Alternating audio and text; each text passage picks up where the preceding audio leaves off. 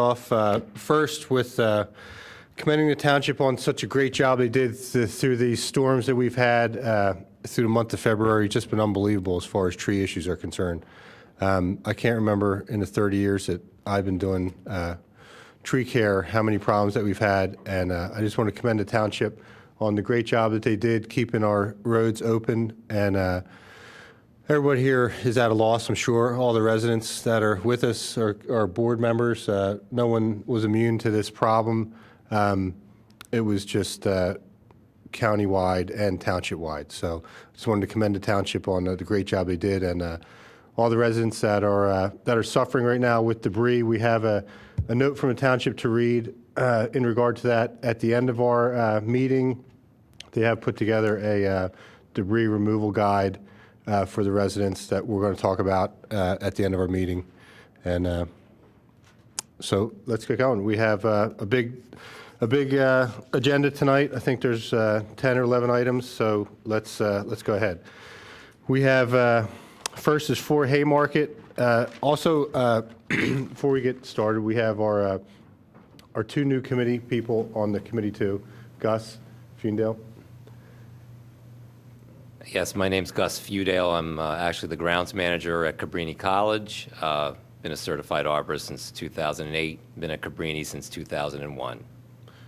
And Jen, could you introduce yourself? And Good evening. My name is Jen McGowan. I'm a Radnor resident of about 12 years, a lifetime mainline resident. I have a degree in horticulture from Cornell University, and I practice landscape design for residential clients along the main line and at the Jersey Shore. so welcome aboard to committee members. Looking forward to working with you. First up, for Haymarket Lane. This is a table return from last week. So you want to get up, introduce yourself, and we'll start off again.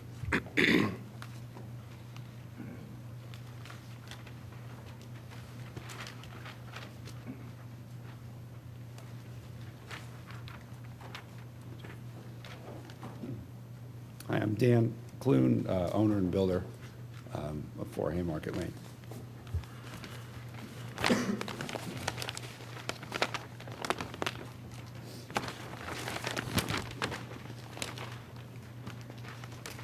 So Dan, can you get us back up to speed from where we left off last month, please? Sure. So last month, we submitted a plan. The plan had a few trees that were misidentified, so we made the corrections and got those identified. There was some other issues with the plan that were brought up. One was the protection of the remaining heritage tree, which is this 38-inch ash tree over here. I'm sorry, I'm on the 3rd page. I'm on page 3.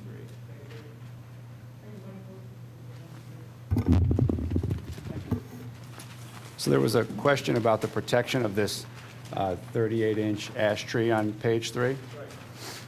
So we actually moved the house and changed the shape of the house a bit. We had another plan that we could put on there to create more space to get to the rear of the house. So that's what we did to address that issue there. Okay. So We were working with the township engineer along the way as well to make sure that was going to be okay with him. Okay. Did your arborist happen to look at the condition of that tree while he was out there? He thought that this tree was worthwhile saving. Okay. And, you know, that was my first phone call. You know, was it worth doing that? Sure. And he said he thought it was, unlike this one down here, this other ash tree that was down there. So, you know, we moved the house. Okay. There was some compensatory tree plantings that you guys had asked for. So we have that table on page 2.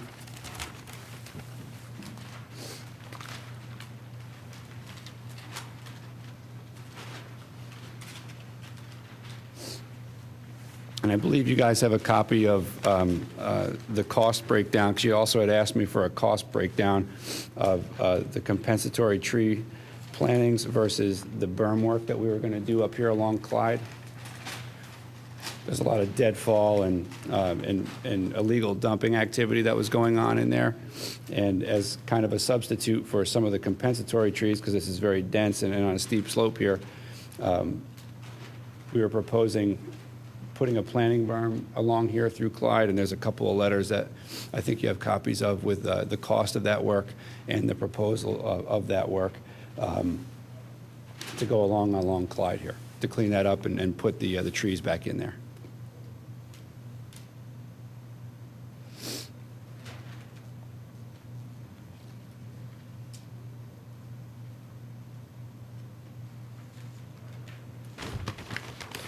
Point out that area that you're going to be, clean out, point out where that is. Yes, that's the area between Haymarket, which is, this is like the extension of Haymarket here, and here's Clyde. And I still have the pictures from last month too, if you want to see that again. But this area down here has a lot of hazard trees, just a lot of deadfall through there. And then there's a storm basin here, which is being impacted by a lot of illegal dumping, which is occurring in this area and all up through here. So the proposed substitute for planting here was to clean up that whole area, take all the deadfall, all the hazardous trees out, and then make this planting berm through here under Greg Thompson's guidance, so we wouldn't impact the rest of the trees there, and then plant according to the schedule that he supplied in that letter. Jim, I don't remember this plan, though, being in lieu of replacement. Do you? When we talked to the hardship was that it's such a wooded lot that at that point, was it that did your compensatory tree number come down from last time? It did, because there was a couple of trees on here that were identified as, that were not identified as being dead. So I think it was one or two that brought that down slightly. So you're at a total of 25? 25 with 10 being canopy 10 trees. canopy trees, Yes. instead of 31 and 14? Yes. Okay. I thought we were looking at that area as a place to maybe put some of the replacement trees since the lot was crowded. That's the way I recall it. Well, what we asked them to do is to get a cost study about what it would cost to clean up that mess Right. down there. Yeah. And then what the cost breakout would be on planting our required trees, right? Right. The number of trees that were required versus the cleanup. That's correct, yes. And we have some canopy trees and plantings, and you wanted some deer-resistant shrubs to go in there as well, because that was part of it, and that was something you asked to make sure that they were deer-resistant, so we proposed that as well. Okay. Do you have that landscape overlay on here? Let me see. We'd ask for that on the plan to show where and what we were going to put in.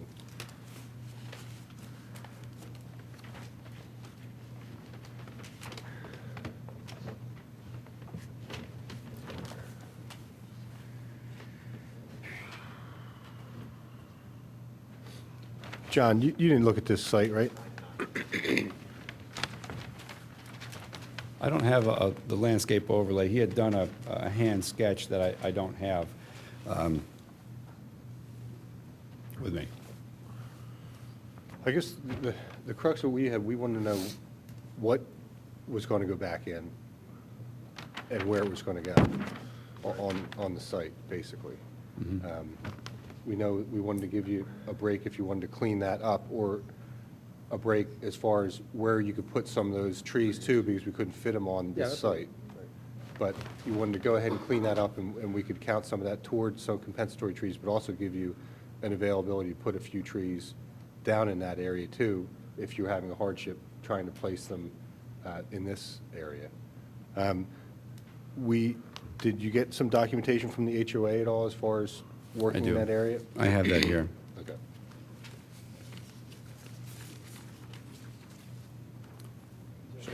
Yeah.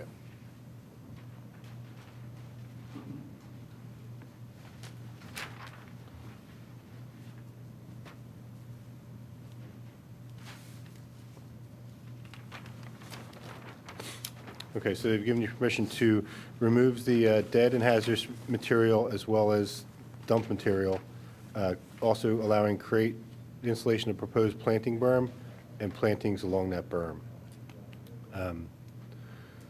One of the, one of the things we'd asked is to submit revised planting lists and to provide an overlay of a landscape plan last month on your plan here. So we could see what, what you're proposing to put back in. We need your planting list. Let me see if I have that.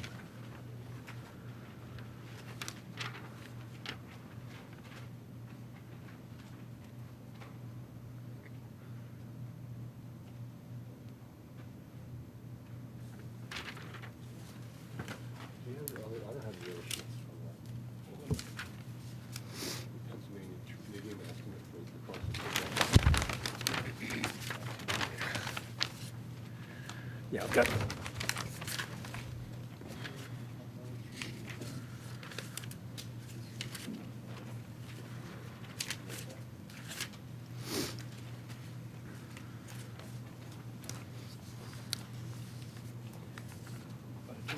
So the planting list of the trees that we're going to go through there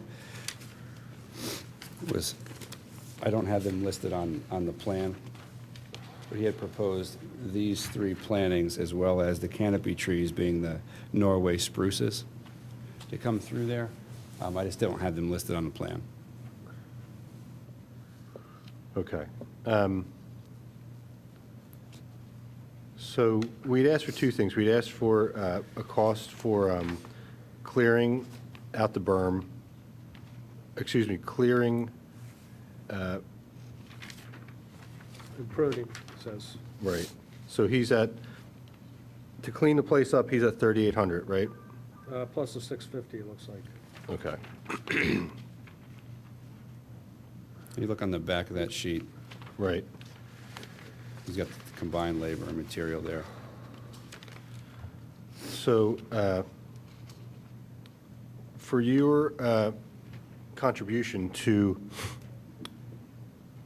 clean up that area, we had said we could give you a reduction in the number of trees as it stood at that first go-around of 31. Our number was 31 at that time, last month. Now it's down to 24? 25. 25, okay. So out of the 25, you're looking, from this plan, you're looking to plant 24 2-inch caliper Norway spruces. That looks like that's the plan. Yeah, he's got that, the total number of the trees, but that would be the total number of the compensatory trees that would need to be planted there, plus 1, so it would be 2,250 according to this plan. What I asked him for was a breakdown of what the trees would cost if we were required to plant 25 trees, and then also what the remaining work would be for that planting berm, so that we could kind of pull it apart and see what one would cost versus the other.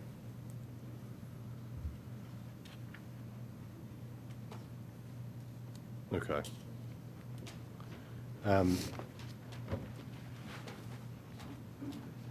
So basically, what we wanted to see is how you could utilize your property and add to it by cleaning up the berm and doing some planting on the berm. So we wanted to see some trees on your existing property, too. Oh, I didn't understand that from the last meeting. I thought all the work was to be done in the section between Haymarket and Clyde as a substitute for that. Well, we wanted to kind of, we knew there wasn't enough room on this, in this lot for 31 trees at the time. I So, think that was your position. You didn't have enough room in there to put all those trees. Yeah, or if they would even grow, because Right, most of okay. the year it's a complete canopy. But then you turned our attention to this other area, Correct. okay? And you talked about how you were going to improve that. So we're trying to work with you. We're not talking about not planting any trees in the old area. We never talked about that. We just talked about helping you out to give you another, to try to, if you can't plant them all, then we're going to allow some of this money that you had to spend in lieu of the fee for not putting in the replacement trees, right? Right. Well, it was either in lieu of the fee, correct. And then the other idea was to put some of those, to make, you've taken out hazardous trees, you're gonna have open spaces where those canopies were, to put other trees. I'm sure you remember that, right? Yes, there are some areas that look like they can receive some trees there. Right. So that's what we want to do. We want to get, because if you don't replace those canopy trees there, you're going to get invasive species, and you're going to have vines growing up and killing the trees that are, the healthy trees that are there. So the idea is to keep a solid canopy there, because invasives go right into those holes where those canopy trees were taken out. So the idea then is you could put some of the replacement trees in there.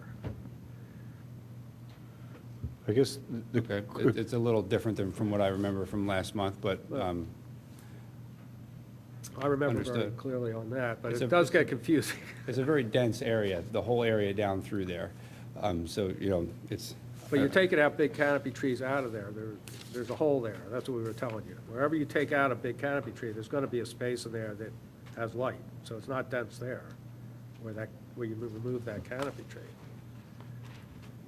I'm not sure where you're referring, I mean, along Clyde, you mean? Yeah. The 56-inch red oak, that's in that area, right? Where is that located? Can you point that out on the drawing for me, please? 56-inch red oak. This 56, well, there's a 56-inch ash tree here. Okay. There's a 40-inch oak tree here, there's a 38-inch oak tree here. Yeah, I guess you don't have those in there. In the front of the house, it looks almost like it's going to be a driveway. It's a runoff area for dirt. Right there. You're taking trees out there. Is that going to be driveway when it's finished? That's gonna be driveway, yes. Not showing any trees there. All right. Where are you thinking on the property of plant? If you had to plant some of these replacement trees, where would you put them? Or haven't you really figured that out yet? I mean, there are a lot of them dotted around in the back. If you had to plant, say, pick a place to put two canopy trees, where would you put them? Would you put, I mean, you're up in the front of the property, is that fairly steep upward or steep downward? It's all downward. We're trying to create a more level area here for our front yard. Okay. Are you going to put more trees? You're taking down one on the right-hand side of the Maybe yard. we clarify this. What are you going to replace and where? Well, that's what I'm asking, but Yeah. yeah. Or just simply, what are you going to replace and where are you going to put it? So I'm not prepared for a replacement schedule. The way I understood it from last month was there was no place to put it on here, so there was a compensatory monetary calculation. And by taking control of this area along Clyde and removing all the deadfall and hazardous trees and putting a planting berm in there, we were looking at that as a substitute for that, or at least as a partial substitute for that. And, I mean, that was my understanding from last month. Well, I guess we just need some clarification. It was my understanding that we didn't have room on your present lot for 31 compensatory trees. In lieu of that, you had asked if you could clear some of the area at your cost, possibly use that money that you've put toward clearing to reduce the number of compensatory trees that you need to plant. I mean, is that correct? That's correct. Okay. Then, using whatever monetary value that you've derived to put toward your remediation of that area, derive how many less trees we need to plant. So it's a pretty simple calculation, John. I got, the total of cleanup is, was it 4,250 here, or 4,450? Right, 47.95, I think, combined labor and material. 3,800 plus 650. No, that's the plan. It's on the. Okay, I'm sorry, right, yeah. 3,800 plus 650, right. 4,450. Right, All right. So at present fair market value, John, so we're at 2 to 2.5? Okay. So we're going to knock 9 trees off if he's going to clean up that. Okay. And what's the fair market value of planting for trees?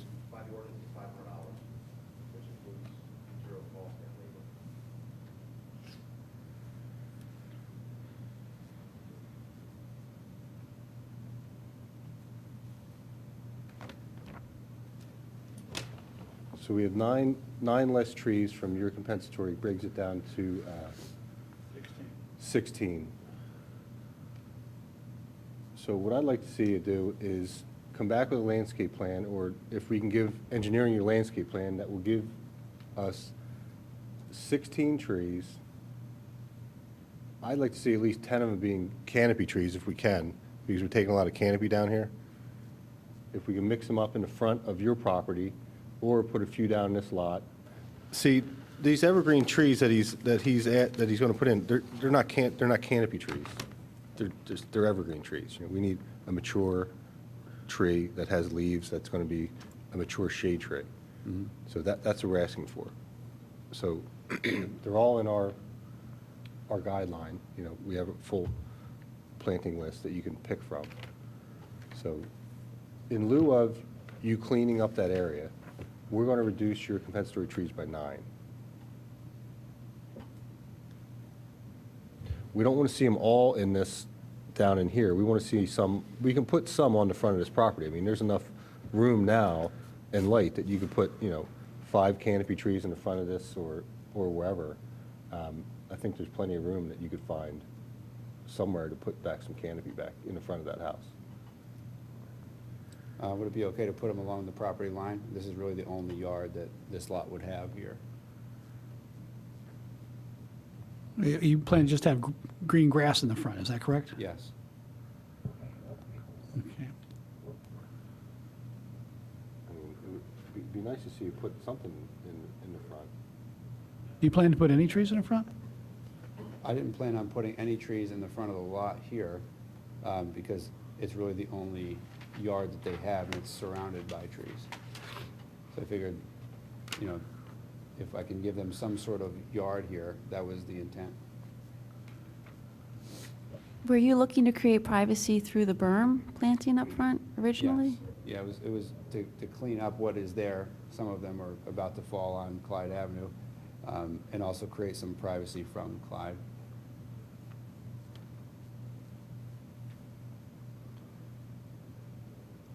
Well, I mean, you could still do the berm and some of those evergreens over there, but, I mean, if we could mix it up and get some canopy back onto the property where all the trees are coming down, I mean, I think that'd be a fair go-around. We've given you a break on your number of trees because it is such a shady lot, but if we could get some canopy trees back on that property, it would be important for the number of trees that are coming down. Some of the canopies coming down around the back of the house, aren't they? There are a couple, 38-inch oak, 56 ash, is that the back? which is Where the patio, near the patio's in the back, right? yeah, the patio's in the back. So you're taking 1, 2, 3, 4 trees out due to the construction right in the back there. Which are dead, though. The ones in the back. Yeah, but we're talking about replacements. A place to put replacements here. I mean, the ones that are here are right up on a retaining wall that are coming out. I mean, maybe they create, do they create an area for which to plant then? Yeah. Maybe, okay. So maybe along this area here, there could be, Exactly. You put 4 in the back, and if you could fit 3 in the front, you could put a couple in that other lot, and the rest of your evergreen berm. If you could show them on a plan, give that back to engineering, John could check it, right, and then he wouldn't have to come back. Could you show, part of yours thing is off the, you look up there, you see part of the upper left-hand corner there is off the screen. Where exactly is the area where the berm's gonna be? that berm's gonna start. See, Jim, see where he is? He's up here to the left. He's up there to the upper left. And it's gonna run all the way down. There's a huge area up there, but there's no tree, nothing showing the trees that are there now. Now, that's part of the property, or that's that's part of the same property? No, that's the That's your property. association's property, which I have The the letter of association's plant. property, Mhm. right. That's why it doesn't show the trees there. But it's all up in here, that's, We just need to be specific about excuse me, on our plan about what exactly is coming down here, too. Dead, dying, and hazardous trees would be the, we don't want to get into a situation where you're taking down anything besides that you would need in this open space area, do you know what I mean? Nothing besides what has to come out, Right, just the stuff that was falling was coming right? out. Falling, dead, whatever, Yeah. those kind of things. So what I'd like you to show us is where your proposed plantings are going to be, just as we had spoke last month. Provide an overlay of a landscape plan, submit a revised planting list, and show where the plants are going to be. Well, you need to submit that back to engineering. John needs to look at the plan before the township can sign off on it. But you don't have to come back. Right. But you don't have to come back. Okay. All right, can we take a vote on this real quick to see if this is the direction we want to go, Jack, on this? Okay. Can I ask a question? We're talking about him having to put a total of 16 trees back, is that correct? Correct. How many of them do you want on the property, how many in the berm area? Do you have a breakdown that you want to see? I would say as many canopy trees as he could put back on the property as possible. I think he has room for at least 8. You could put 4 in the back and 4 in the front. I guess I would defer to the arborist to see if they're going to grow. I have Greg Thompson on board. I don't know if they need to be approved, if they have to be approved by the township. You know, we can, however that needs to unfold. I would just prefer to plant something that's going to grow, and I know it's very heavily wooded and dense around there. Right. Now, one of his objectives is to keep the front yard at least relatively open. That doesn't enter into our concern, right? Well, Not as long as the replacements are planted. as long as they're planted in a spot where they can be healthy. But you're thinking 8 on the property and 8 I'm not sure they can get 8 into the, I think he's going to have to look at it with his landscape contractor and figure out exactly where the best spots are going to be. I'd like to see the majority of the canopy trees be put back on the property, if that's possible. And then you're not limited to how many you can plant on that berm. I mean, you could plant as many as you want. if you look at the 4, if you look at the 4 that they're taking out in the back, Right. and there's a lot of space behind those 4 until you get to the stumps. All these, look at the 12-inch stump, 38-inch stump, 48-inch stump, right? And then it's completely open in the backyard, really, also. But Nothing in the backyard, once they take those trees out. No, let I mean, alone he the might have, backyard. depending on how much overlapping shade there is from the neighbors, I mean, Yeah. you might have enough room just to put a good bit of them in the back. Well, he did put a little X's on his version of it. You want to point it out again? The thing, you just put little X's where you say you were going to put them. Maybe here, because these trees are coming out. Yeah. And you have some room behind those trees, too. But you could put 6 just in the back, those 4 and then 2 more in the yard there. And then you'd have the property line. Yeah, It's nice to have shade trees on the property line, I mean, anywhere. yeah. Even if you want to make a lawn out of the back, you'd still have room on the sides to fit a couple more in. I'd just like to see the majority of the canopy trees go back on the property. If you want to do some evergreens in the front on that berm, that's fine. And you're not limited to the number on this list. You can put as many as you want back along that berm. You know, I'd just like to see a good number of canopy trees going back on the property.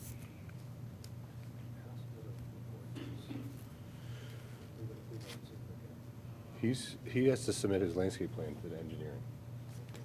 John has to check it. Then John signs off on it. Then it's on paper. Then he has to do what he says he's going to do. Okay, so John, you'll be following up on that to make sure there's so it's, I think you could fit 8, no problem. So then if you could find 8, like I said, you could probably put more than 8 on the existing property, but then it's a big space where you're cleaning up there. And any of those empty holes where these old shade trees are, you should be able to put something else in there. And let me tell you, if you want to protect that area, to keep invasives from coming in and vines, they will come in. The invasives and the vines will come in and destroy that area after you're spending all this money there. So if you get shade trees in those holes there, it'll give you a canopy, it'll protect that area for the investment you're putting in it. So you want to get as many as you can in there too. You follow what I'm saying, John, about that area? Okay. How about, you say you wanted to, how about we make a sort of a motion here? Is that all right? Then I'll make the motion that the 25 trees that are supposed to be replanted in his replacement, that 9 of those trees will be compensatory reduction by the stuff that he's going to do for the cleanup, leaving 16 trees remaining. The request is that a majority of those canopy trees be on the property, subject to the approval or review of his arborist and approval by the township. Is that correct? I'd like to see at least 10 of those 16 be canopy trees. 10 of the 16 be canopy? Okay, and although not all the canopies have to be on the property, some can be in the berm area. Correct, but the majority of the canopy to be on the property. What's the Okay. difference in cost and reduction of canopy and non-canopy trees? No, it's a straight fee as far as, Straight. Okay. Okay. So now where we are is, of the 25 trees, 9 reduction because of the compensatory work that you're doing for a total of 16 trees that are come on, of which those 16, 10 are going to be canopy trees.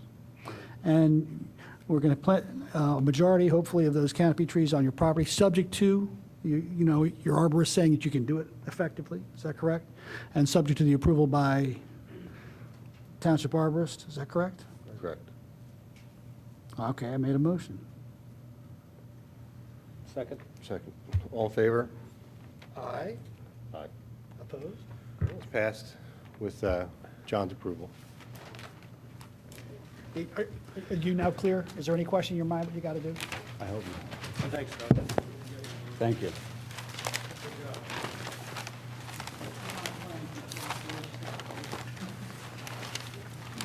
Okay, second on our list tonight, 707 Sturbridge Drive, construct a swimming pool, 70 yards of dirt on site. Do you have a new plan?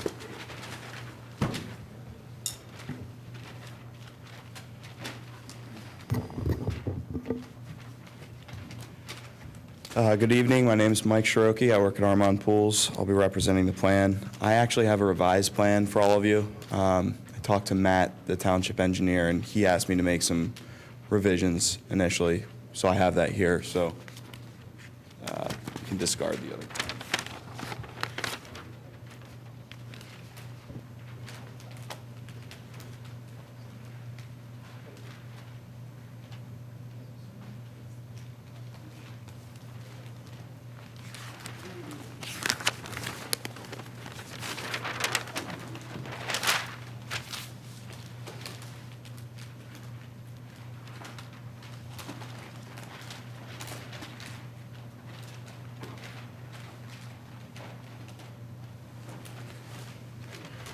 Okay, Matt, you want to walk us through the project here? Pardon me? You want to walk us through your project? Certainly. You can see the existing residence here. Our plan is to come off the existing driveway here. The engineers noted a construction access if necessary. I see a single day of excavation and then a second day of grading. All the other equipment's going to come through off this existing walkway here. Once the project's completed, there'll be stepping stones, flagstones, stepping stones connecting the existing walkway to the pool area. The engineer's shown a limited disturbance around the project. There are not any trees that are going to be impacted by the addition of this pool. I don't have a landscaping plan, but I do understand it's the homeowner's goal to screen the back portion of this property, and I know they are planning on planting some trees in the rear here, but no trees are impacted. And all the work is going to be performed in an area which was previously approved for grading when the house was built. I don't see us impacting any steep slopes, so that's about it. All right, so how are we digging the pool? Traco. How are we getting it there? I plan on bringing it off the existing driveway and down the hill in between the existing walkway and you'll see there's a 30-inch ash tree to the right there. Yeah. We're going to be coming through that area. So just walk us through the pool construction process. We got to dig the pool. We got to stone the pool. Yeah, sure. So Got to bar it, concrete it. that's correct. It'll be a pneumatic gunite swimming pool. It's about 720 square feet. It's proportionate to the property and the pools we're building these days. More or less, I've already staked the pool out. I know that it fits back here. There's very little elevation change where the pool's going. I don't believe a pre-grade's necessary. So we'll come in, we'll excavate the pool once it's been laid out. After that, the rebar will go in 12 inches on center, half-inch rebar interwoven. Pneumatic concrete will be placed after the steel's been inspected and the plumbing has been pressure tested. Coping, tile are installed, deck is poured around the pool. And the last part is to plaster the pool. We're planning on spreading the spoils from the excavation in the area to the left of the pool. You may see flagstones, stepping stones. Beneath that, there's a notation that we are planning on spreading the spoils from both the seepage bed and the pool excavation in the area in between the home and the proposed pool.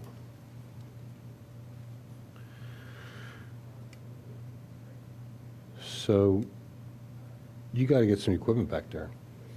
We do. I feel as though we can dig this pool in a day. So I plan on matting the machine in the morning, excavating the pool. We'll strip the topsoil, excavate the pool, and then mat the machine out the same day. And I really feel like with a bobcat or a blade, we could easily grade off that excavated soil in a day. Really, actually, the first step to the process is going to be the seepage bed because it sits behind the pool. We have to work our way out. So the seepage bed is really going to be the first item to go in. How do you, you're taking any of the soil off-site, or you're just spreading it around? At this point, we're planning on spreading it on site. I'd prefer not to take any soil off site. It's going to be difficult to take that soil off site. How do you get in here? Well, yeah. How you plan to get the concrete down there? And the If rebar I down set there? my gunite rigs up in the driveway, I can pump the gunite to the pool. Just by big hoses? Yes. Can you show us the way the equipment's going to come in, the route? Sure.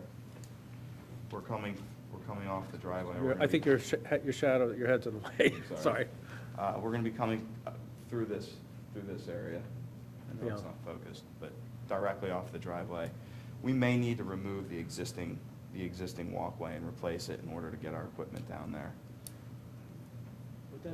What trees, can you tell me what trees are you going between there? We're going between I'm not even sure what it is. There's a 12-inch tree and then there's a 16-inch maple. We're going to have to walk through those trees. There's plenty of space, I feel like, to get between them. How much those things weigh? You say you're using like a bobcat? We're going to use a Traco. Matt, we kind of need a real, I can't we tell. need to define construction entrance here because you got a lot of material that's going to be needed back there. Mm-hmm. And people have to get back there. And the amount of compaction that's going to happen on this egress here is going to be considerable under this 30-inch ash. You got a 30-inch poplar, you got a 24-inch poplar, you got a 12-inch maple, and 10-inch beech, all kind of right down the line here.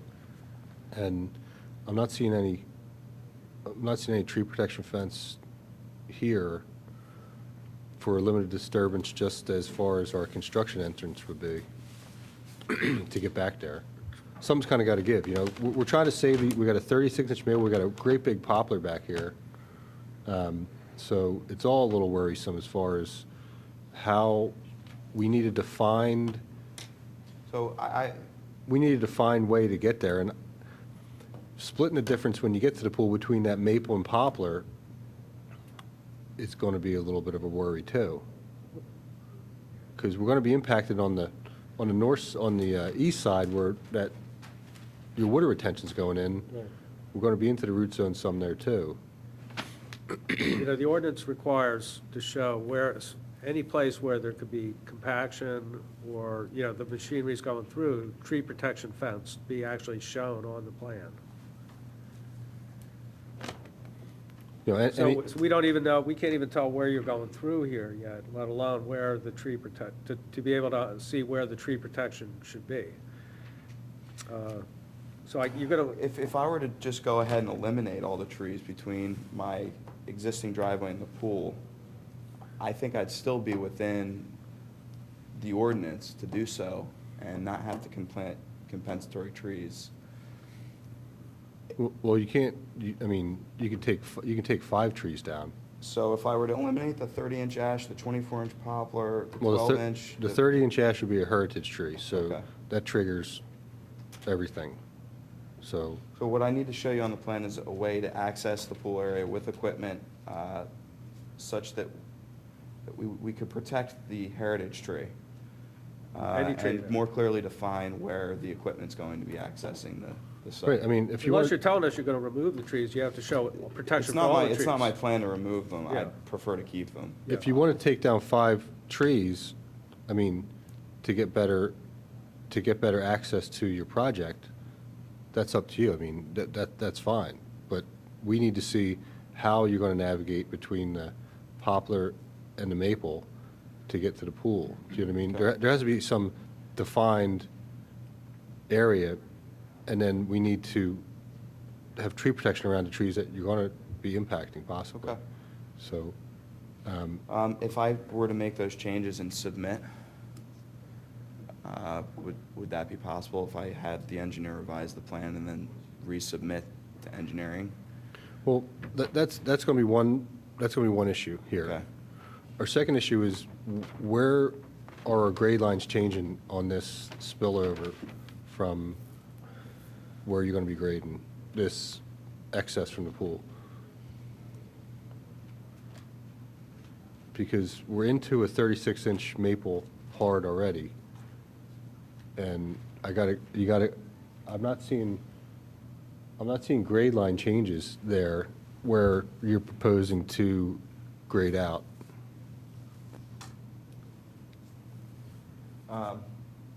The reason being is there's a retaining wall that's going to be placed there. There's a 3.5-foot retaining wall that rests behind the seepage bed above the 36-inch maple tree.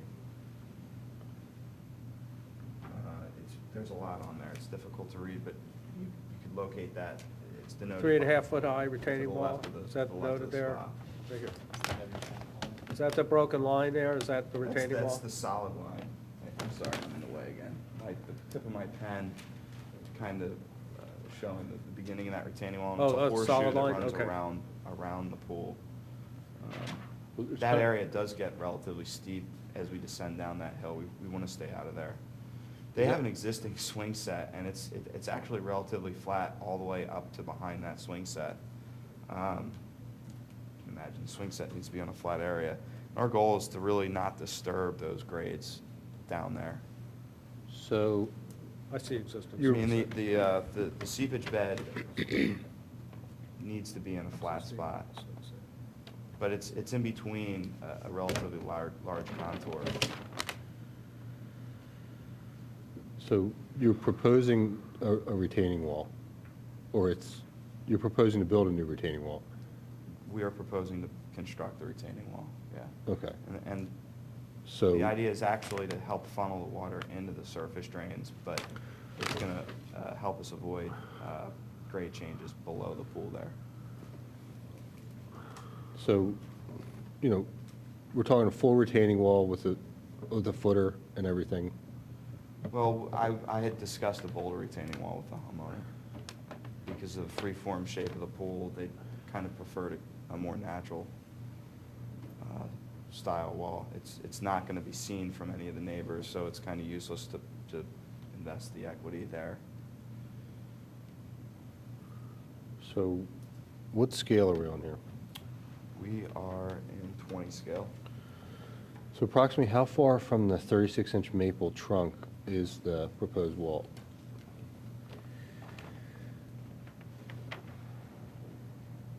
about 12, 13 feet.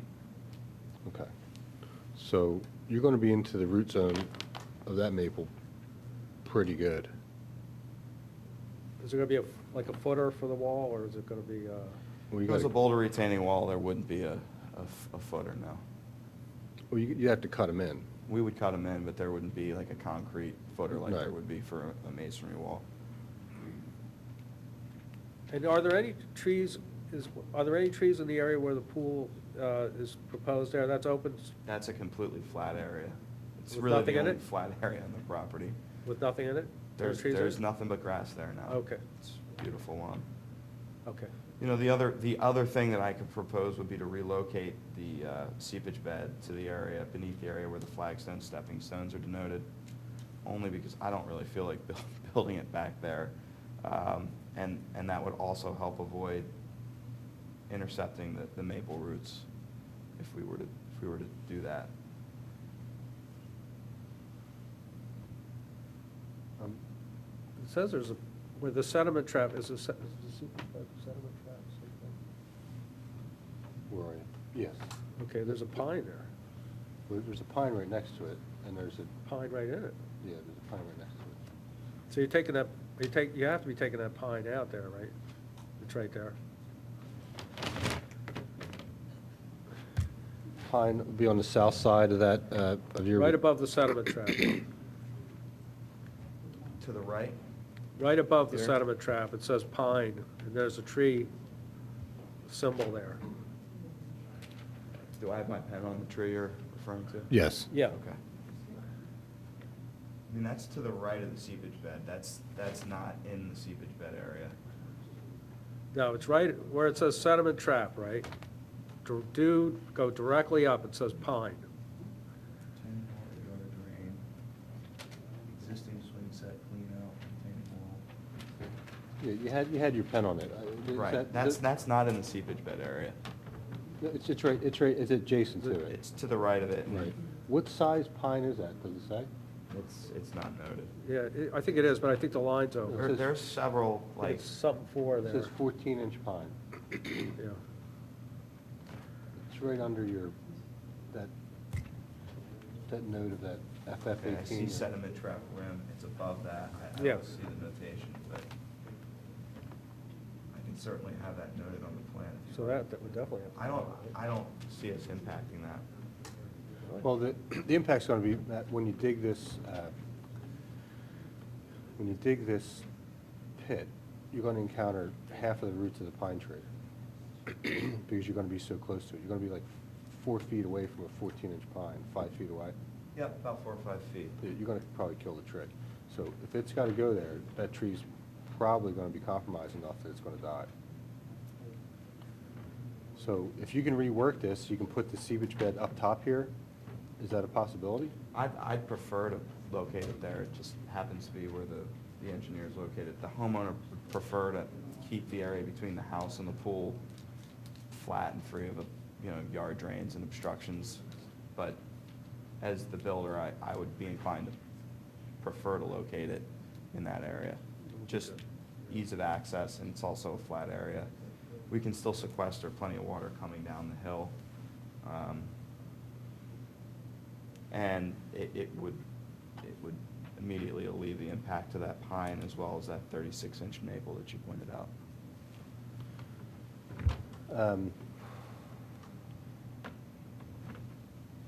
All right. We need to define construction entrance to this pool due to the fact that there's going to be so much material coming in. Now we have boulders coming in. Well, if I didn't place a seepage bed there, I wouldn't necessarily need the retaining wall. The point of the retaining wall is not so much to retain the grade as it is to funnel the water into the yard Oh, so drains. the whole wall can go away. That wall can be Okay. eliminated. So- And I'd prefer to eliminate because of the expense of it. Right. So you eliminate the wall and you move the seepage bed up toward the area that says flagstone stepping stones, is that correct? Yeah, Just like in the area just below your soil stockpile? correct. Okay. And then we define a construction a temporary construction access for you to get to the pool would, I mean, If after I define that construction access, and it very well will lead us between and close to a 24-inch poplar and between the 12-inch and 16-inch maple trees, how do you want me to address that? It's not my intention to kill the trees, but I know full well. Between the 24-inch poplar and the 12-inch maple, right? Is that what you're Correct. saying? Well, it'll be just Right to where the the right of that. flagstones are And shown. I know bringing a machine that close will damage at least the surface roots. I'm not sure whether or not it would kill the tree. What's the best way for me to, well, I mean, we put in temporary roads with permeable membrane and wood chips, I mean, just to get the equipment in there, you know, and get out. I mean, that could be done unless the trees aren't in very good shape to begin with. They want to have an arborist look at them. Maybe they're in poor shape and the homeowner wants to take one or two out. So you have a wider berth around that ash tree, okay, you know. The maple, if it's a Norway maple, it's not a high-value tree. So if it's a Norway maple, you might want to just take that one out and do something compensatory, rather than, you know, just do all this juggling and, you know, agree, Jim, the 12-inch maple, might, you have to choose between one. Well, I mean, he can take 5 trees down. It doesn't matter, under 30 inches. So, I mean, if it's an issue, he could just take a couple of them down and have a straighter shot to where he has to get to instead of trying to run around all these Right. trees and doing more harm than good, that's all.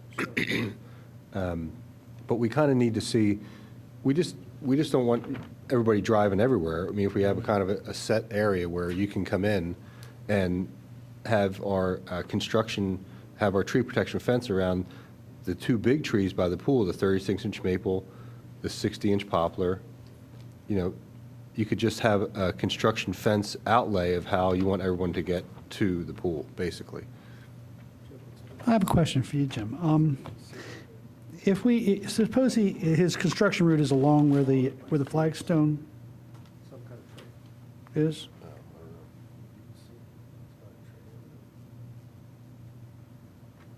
Jim? John, are you looking at these plans? Can you see them? What's DEC on there? As far as the, yeah. You see the trees labeled DEC? That's not a tree, as far as we know. It might it? mean deciduous, but deciduous is, you know, any canopy tree is deciduous. So those trees also are not identified, so we could tell how high value they might be.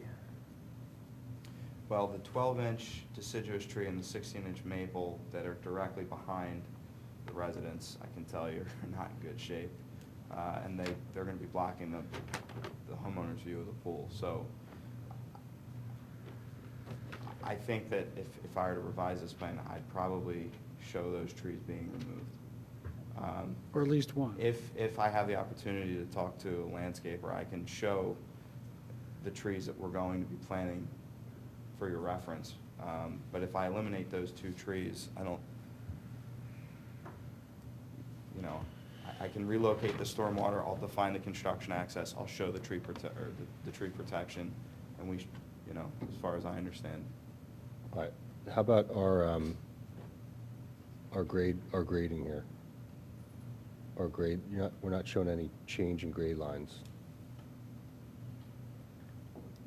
We're taking all the soil from the pool and we're putting it up toward where the flagstone stepping stones, it says build up grade with pool spoil.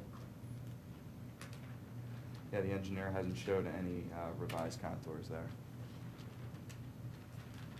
We'd like to see that. Okay. We'd just like to see the breadth of that and where it's going to go, just so we don't have impact onto that 36-inch maple. We'd like to keep any grade change away from the drip line of that tree. If all the spoil is going up that way, we'd like to see where it's going and what the extent of it's going to be in relationship with that tree. How that grade line is going to be changed. Okay. Because none of it's coming down, right? None of it's coming toward the west. It's all going up. All the soil's going up in that area.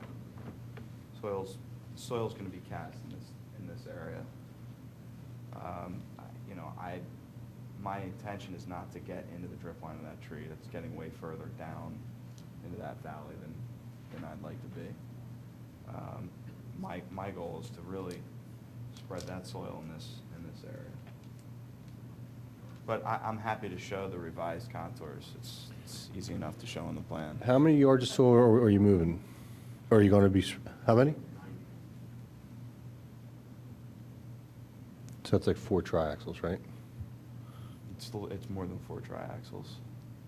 I estimated probably 10. 10? Yeah. It's a lot of dirt.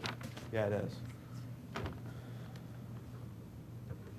Do you think the revision could look to the protection of the 30-inch ash, the 30-inch poplar, perhaps the elimination of the 12-inch maple and the 18-inch maple, protection for the 10-inch beech, because that does have great value down the road, especially if you cut out the canopy that the maples could be competing with it for.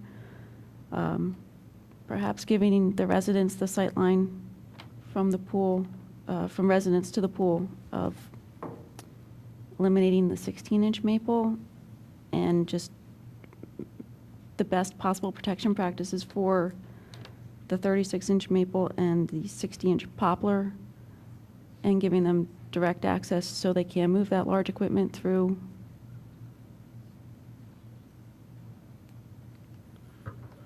Yeah, that's the only way that is going to be possible to get their construction material and equipment to the pool, is be through a direct line, but staying away from the 10-inch beech, they're just going to have to wiggle things around. That's what I was saying, the maple's probably keeping the beech, and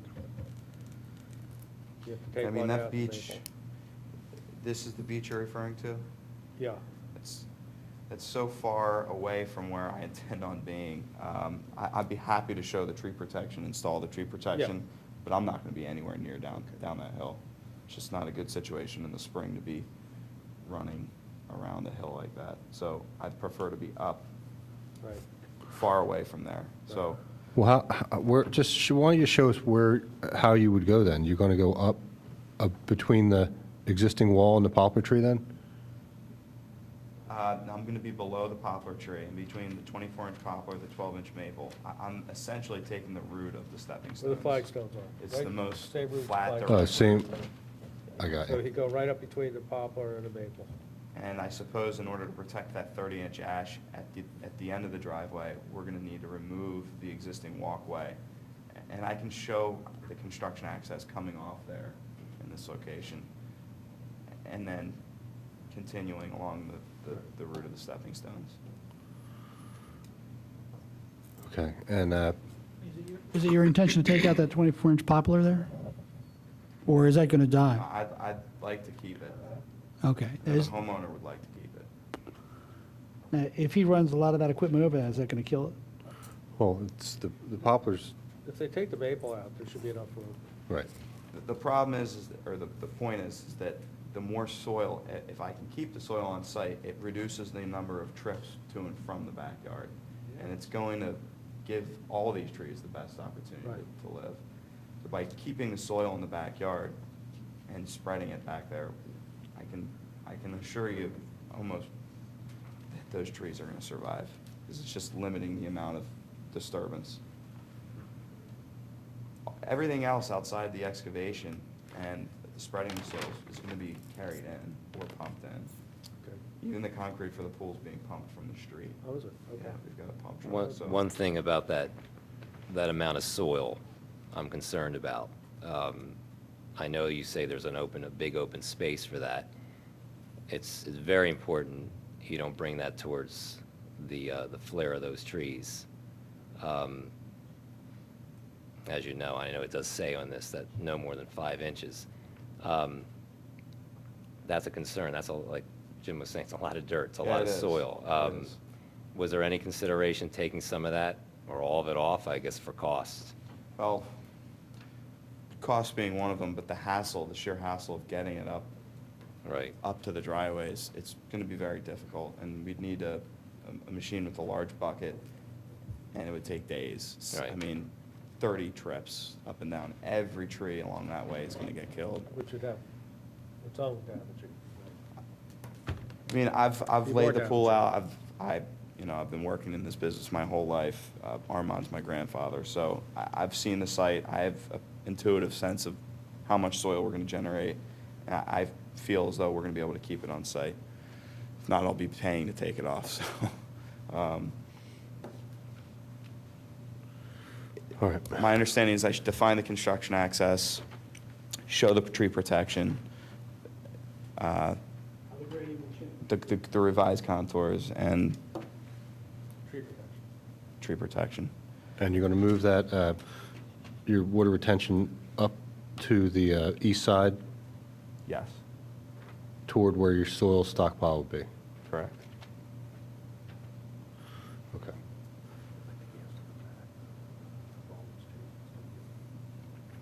Well, if you can show these things and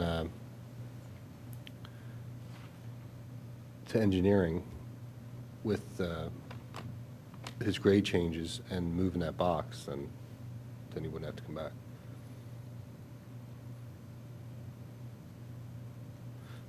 John, if he showed his tree protection fence, over the path and the grade line changes, you could take a look at the revised plan? Norsini could look at it, then you could sign off on it? All right. We'll make a motion? No motion there. That's fine with me. Make sure I get it all. We want to, first of all, we want to show you a clear construction route and a plan of what trees you plan to keep or not keep. Show tree protection for all the trees that you're planning, that you're going to come close to. 3, we want you to show where the grade lines will change when you spread the spoils and so forth around. And 4th, we want you to show and relocate the water retention system. What am I missing? Am I missing anything? That was it. Okay. Now, do we want Second. him to come back here No. No, he can submit this to engineering. and not have to come back? Right. John can check the tree protection on his new plan. They don't have to come back. Okay. Motion and a second. I second it. Favor? Aye? Thank you for your time.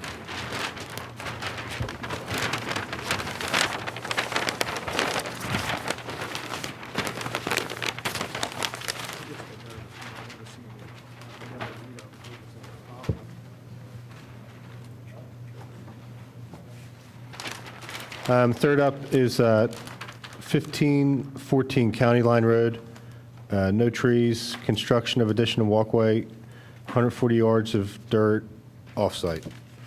Hi, my name is Paul Clegg. I'm the owner of the property.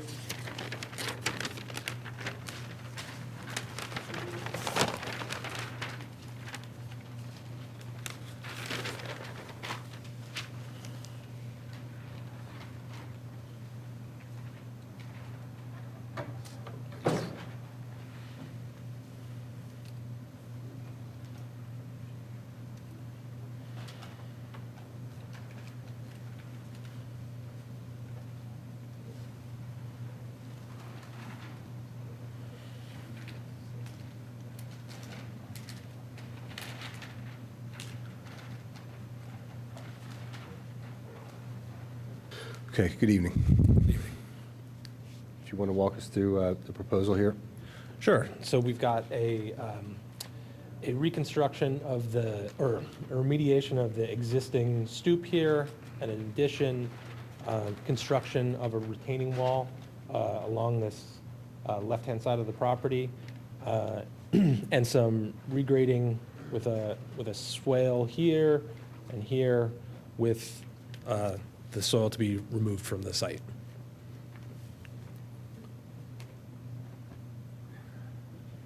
Were there any trees on your property? There were in the past. We had some oaks on the property that succumbed to a fungal infection. So, I don't have a formal landscaping plan. The snow cover has held that up a little bit, but we do have some plans to place 3 Acer palmatum. Along the front of the property here, Cornus cusa here on the left-hand side of the property, the Acer genala right at this location by the rear patio, and 2 of the Amelanchier canadensis along this rear property line. So we'll be adding back to the trees on the property.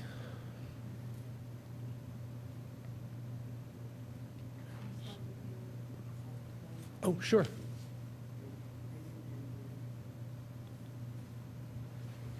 So there's no tree impact here.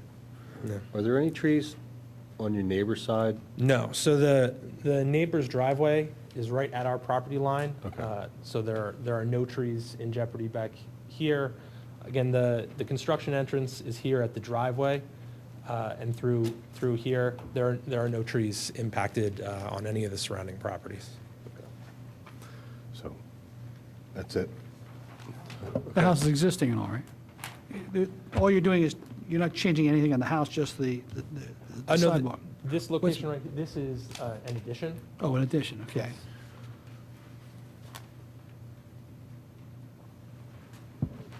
So the bulk of the soil is, of course, for the crawl space excavation, as well as smoothing out this grade back here to create a backyard area.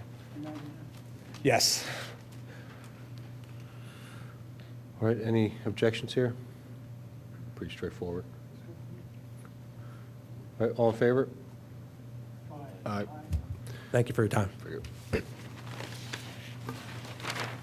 Fourth up, 801 Godfrey, O'Brook Golf Club, construct golf cart storage barn access drives.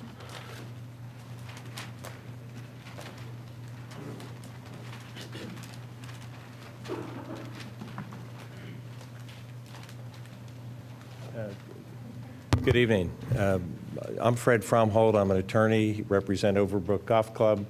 In this application, I believe that David Fiorello should be coming up to join me. He's the civil engineer from Momini and Associates, and we have also from the golf club Ted Moser, who is from the committee that is in charge of this particular project, and on the more sensitive side to the landscape features of the club, we have Tom Goslin, who is the superintendent of the club, as well as Glenn Riggs, who is the arborist who takes care of all the trees at the club.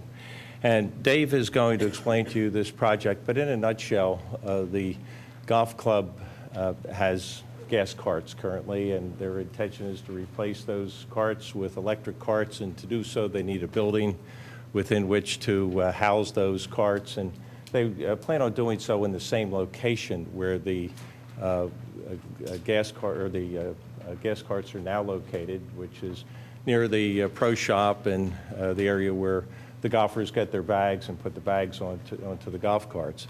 So this required an application to the zoning hearing board, and that hearing has been held to disturb certain steep slopes which are in the vicinity of the new golf cart building. That's been approved, and of course we're now before you this evening, and we'll be going before the commissioners on March 10th in connection with the land development and a request for a waiver of land development, which we have received favorable response from township staff and the engineer to grant that waiver. But we are coming before you. We want to explain the project. There are trees that are being taken down, 8 in number. Under the formula that's set forth in the ordinance, there are 39 replacement trees that are required. We're proposing 42. I have a list of those trees that I would like to hand in to you now. This list actually contains 3 sheets, and the last sheet sets forth a summary of the plantings that have been done on a voluntary basis by the golf course just to maintain their trees. Like other property owners, they have incurred damage to trees over the years. As you may know, there is a transition of trees at the club where it's been a very heavy white pine course, and over the last couple of decades, there has been a transition of an introduction of more deciduous trees. If I can hand this to you now, and then Dave Fiorello will explain the project, and we have these trees there.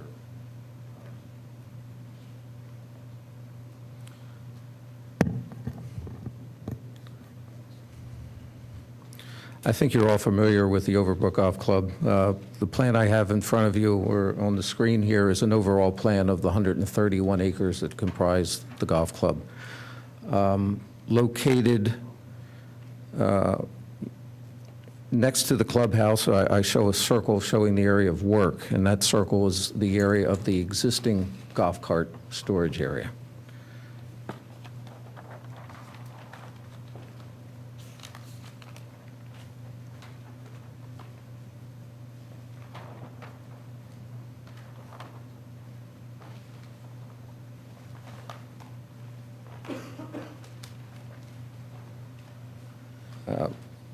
On sheet 4 of the grading permit plans that you should have in front of you, we have shown in a number of features here. The plan was put together showing slopes and disturbance when we went before the zoning hearing board.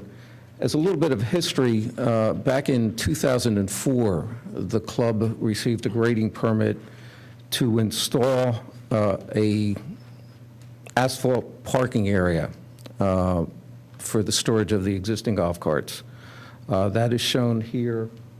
I have hatched it in red because it's an area to be removed, but we have the clubhouse that Fred mentioned, the porch where the golfers come out, and the golf carts are stored on the other side of a driveway separating the porch from the rest of the course.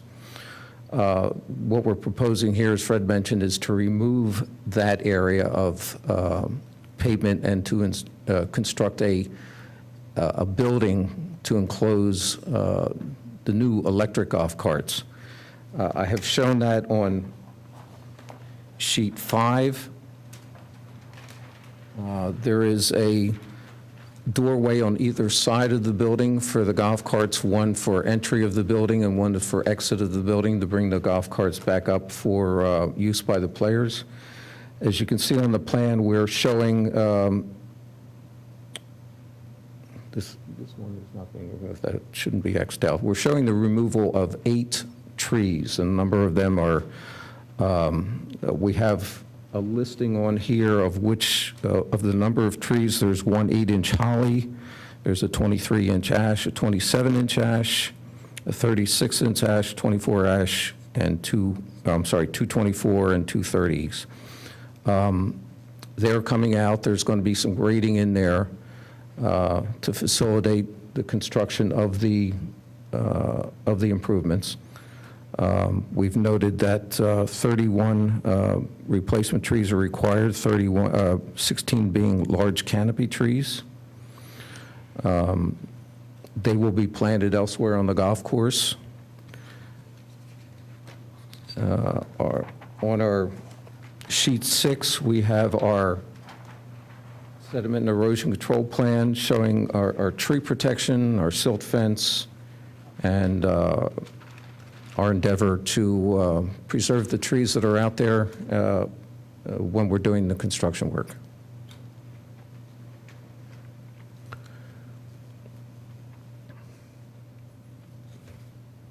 David, total is 8 coming out? That's what I have. I've noticed on the plan that I have an X marked down at this bottom corner. That tree is staying, so that is not one of the ones being removed. I will make that modification on the plan. Which one's that, Dave, the holly?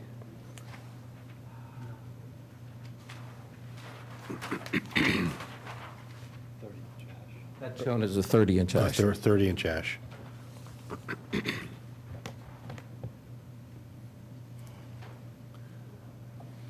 And the replacement trees, Dave, are going in at random on the course, or just? There'll be some plantings around the building, but the intent is to install them elsewhere in various places around the course, yes.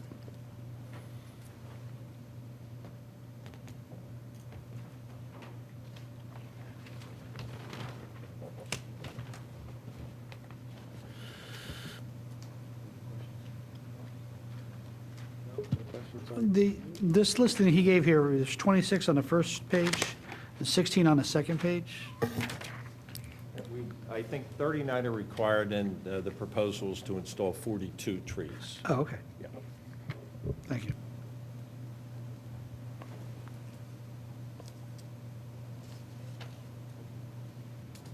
Where will the access be in terms of the construction? Construction, the intent is to access the site from the existing driveway area. There is a small retaining wall along there, so that area will be will come out. The grading work will be done and accessed through, for the predominant part, the parking lot area.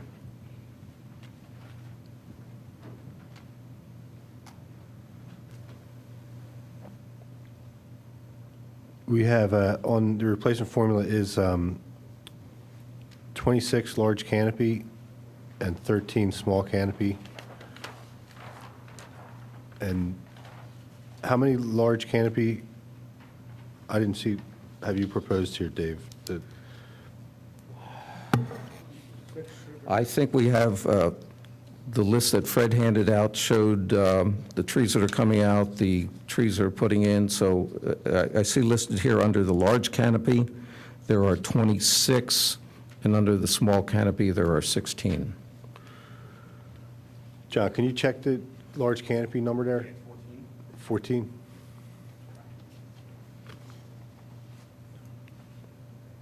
John, did I make a mistake on my math?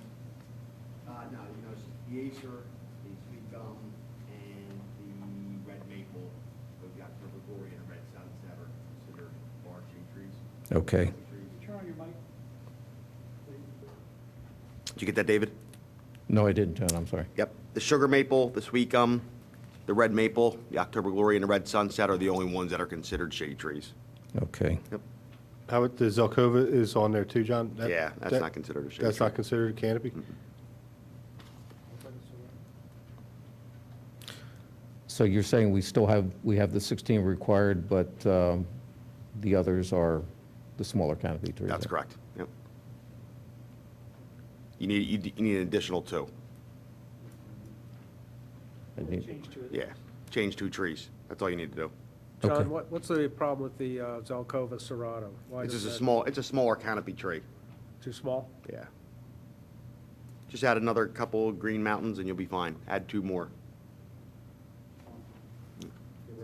Very good. Yep. Yeah. Yeah, I'm thinking that's what they, I guess the tree list, Yeah. I guess is what Tom's saying, includes that as a large canopy tree? Yeah, it shouldn't be. Just for the sake of the size of the trees that you're taking down, we'd like to see a couple larger canopy trees. I wasn't sure what the line was on We're that. happy to switch them. That's I fine. think we simply took them from. Yeah, the I list. didn't know what the line was on the Zelkova, if it was in with the canopy Yeah. trees or not. We'll make that change. Okay. So we have any further question for the club here? Did you mention you were taking out a holly tree? Because that's not on this list here. I have a holly on the tree to be removed. It is Xed, and I think one of the 30-inch ashes that I have listed as being on mine to come out was probably, which is a mistake, was probably on this one, so that we have probably a little transposition of numbers. Okay, so you just make that note? We'll make that clear, yes. Okay. All right. All in favor here? Aye.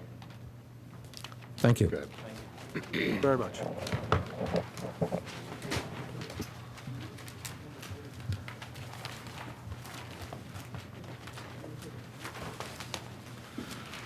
Okay, next up is 115 Stratford Avenue, final plan, 11 townhouse units. Not here? Not present, Jim. No, Stratford Avenue, no? Okay. Next up is Androsin Farm subdivision concept plans, seeking input from the commission.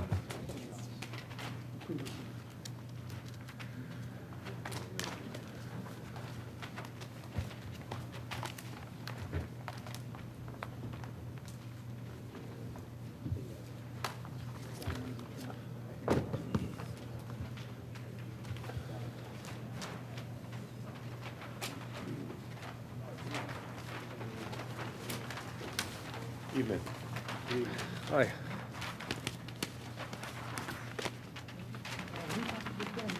You want to pull that back up on that side?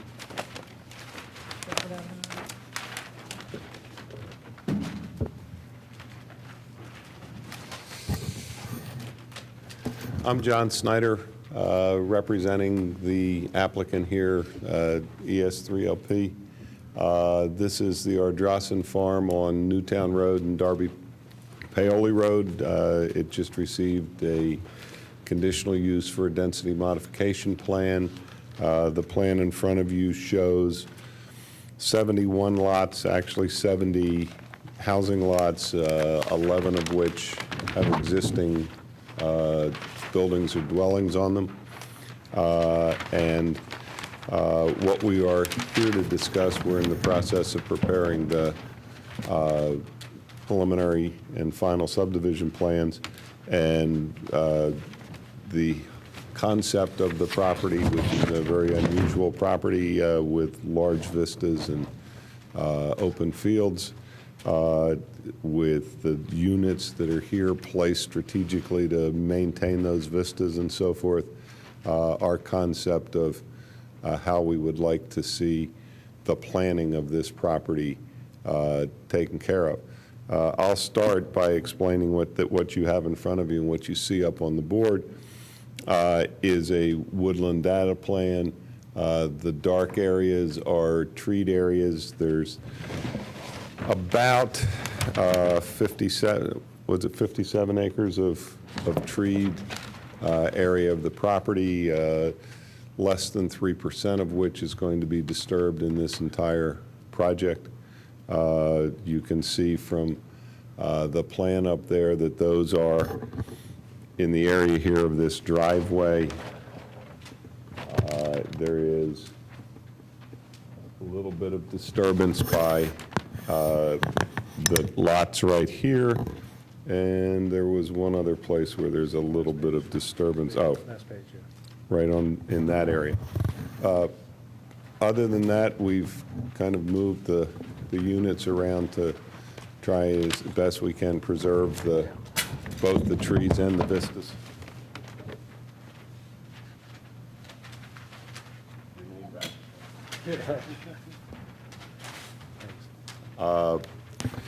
And so from the standpoint of that, I have Lisa Thomas with me, our landscape architect. I have Dave Fiorella with me, our engineer, and I have Eddie Scott with me, the principal in the project, and I'll let them each speak a little bit about what our concept is of how to treat this property.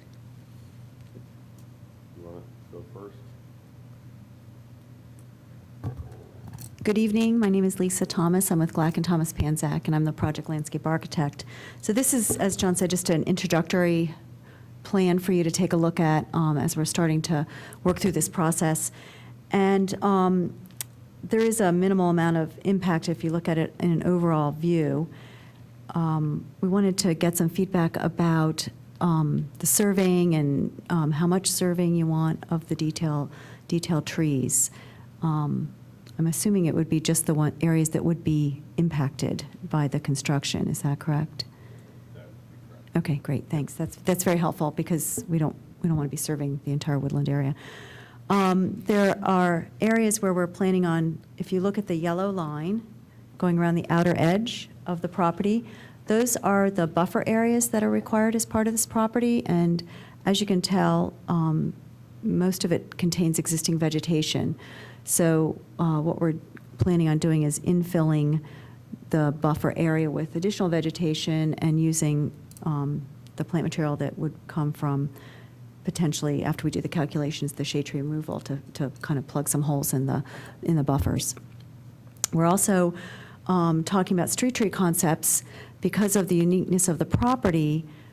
There really isn't a desire to ring every road with street trees because of the views and the role of the land, and there was mostly a desire to look at where the trees would go on an individual basis related to the proposed homes. It's just so unique, and it's just such a gorgeous view, and the topography is phenomenal. We would like the flexibility to look at it that way in terms of the street trees.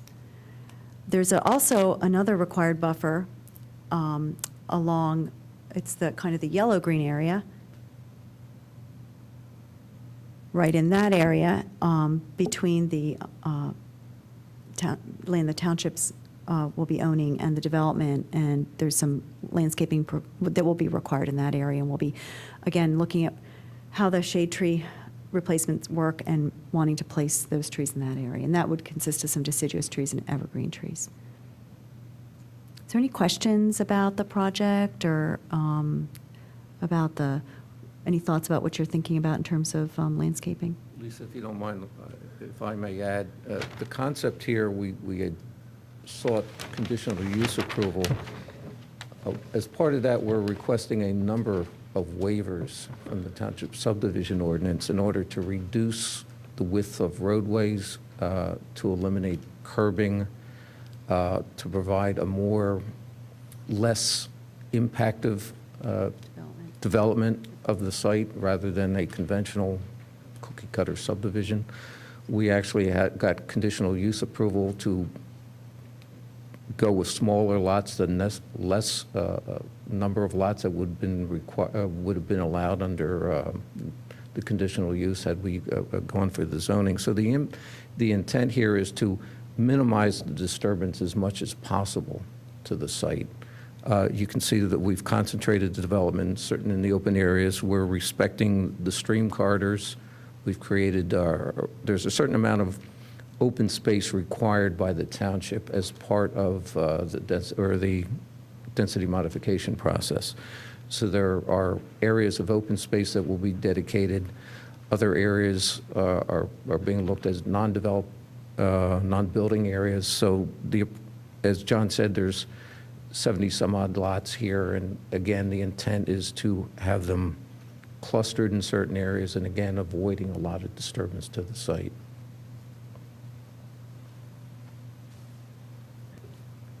Okay, now, it's my understanding, if I remember, all these large areas that are adjacent to the lots, those are also technically buildable, but the idea is that they're not going to be built upon? That's Yes, the intent? that's the easiest way to say it. Okay. So that even though these are very large areas, at least for the They're rest of not our lifetimes. restricted against building, they're not intended to be built now, and the desire is to see them dedicated to conservancy. Okay, like maybe to a land trust or something like that. Yes. Okay. And this upper corner, the township's already agreed to buy that, is that correct? That's correct. That's what's known as the rye field, and as a part of that was it's not a ordinance required buffer, it's a agreement required buffer that we would plant that 100-foot area between our cul-de-sac and the rye field with some treed buffer area that was acceptable to both us and the township. All right, thank you.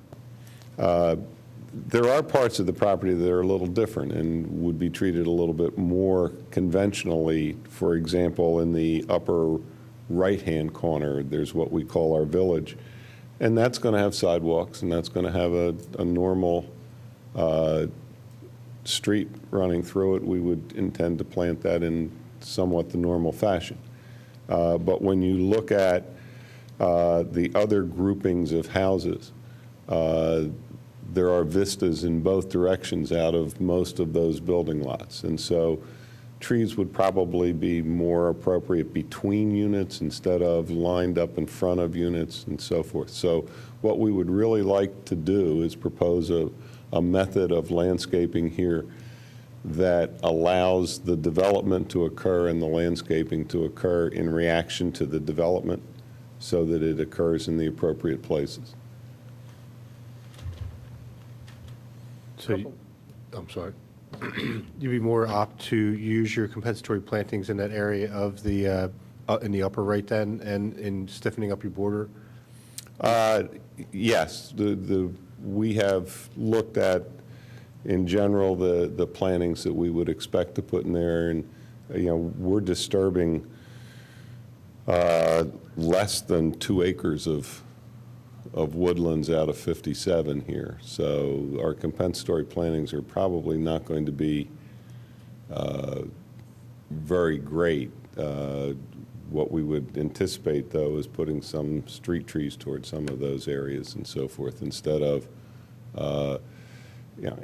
in the vistas that we have, where you have roads that run between groups of units, drawing attention to the roads by planting them in those open areas and disturbing those vistas is something that we're trying to avoid.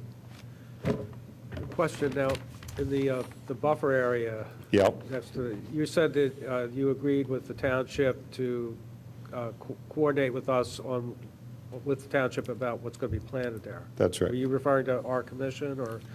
I was that- think as well, the commissioners, they will probably look to you for some guidance in that, but there's been a lot of discussion as to trying to screen houses that would be there as opposed to, or make some of them fade into treed areas.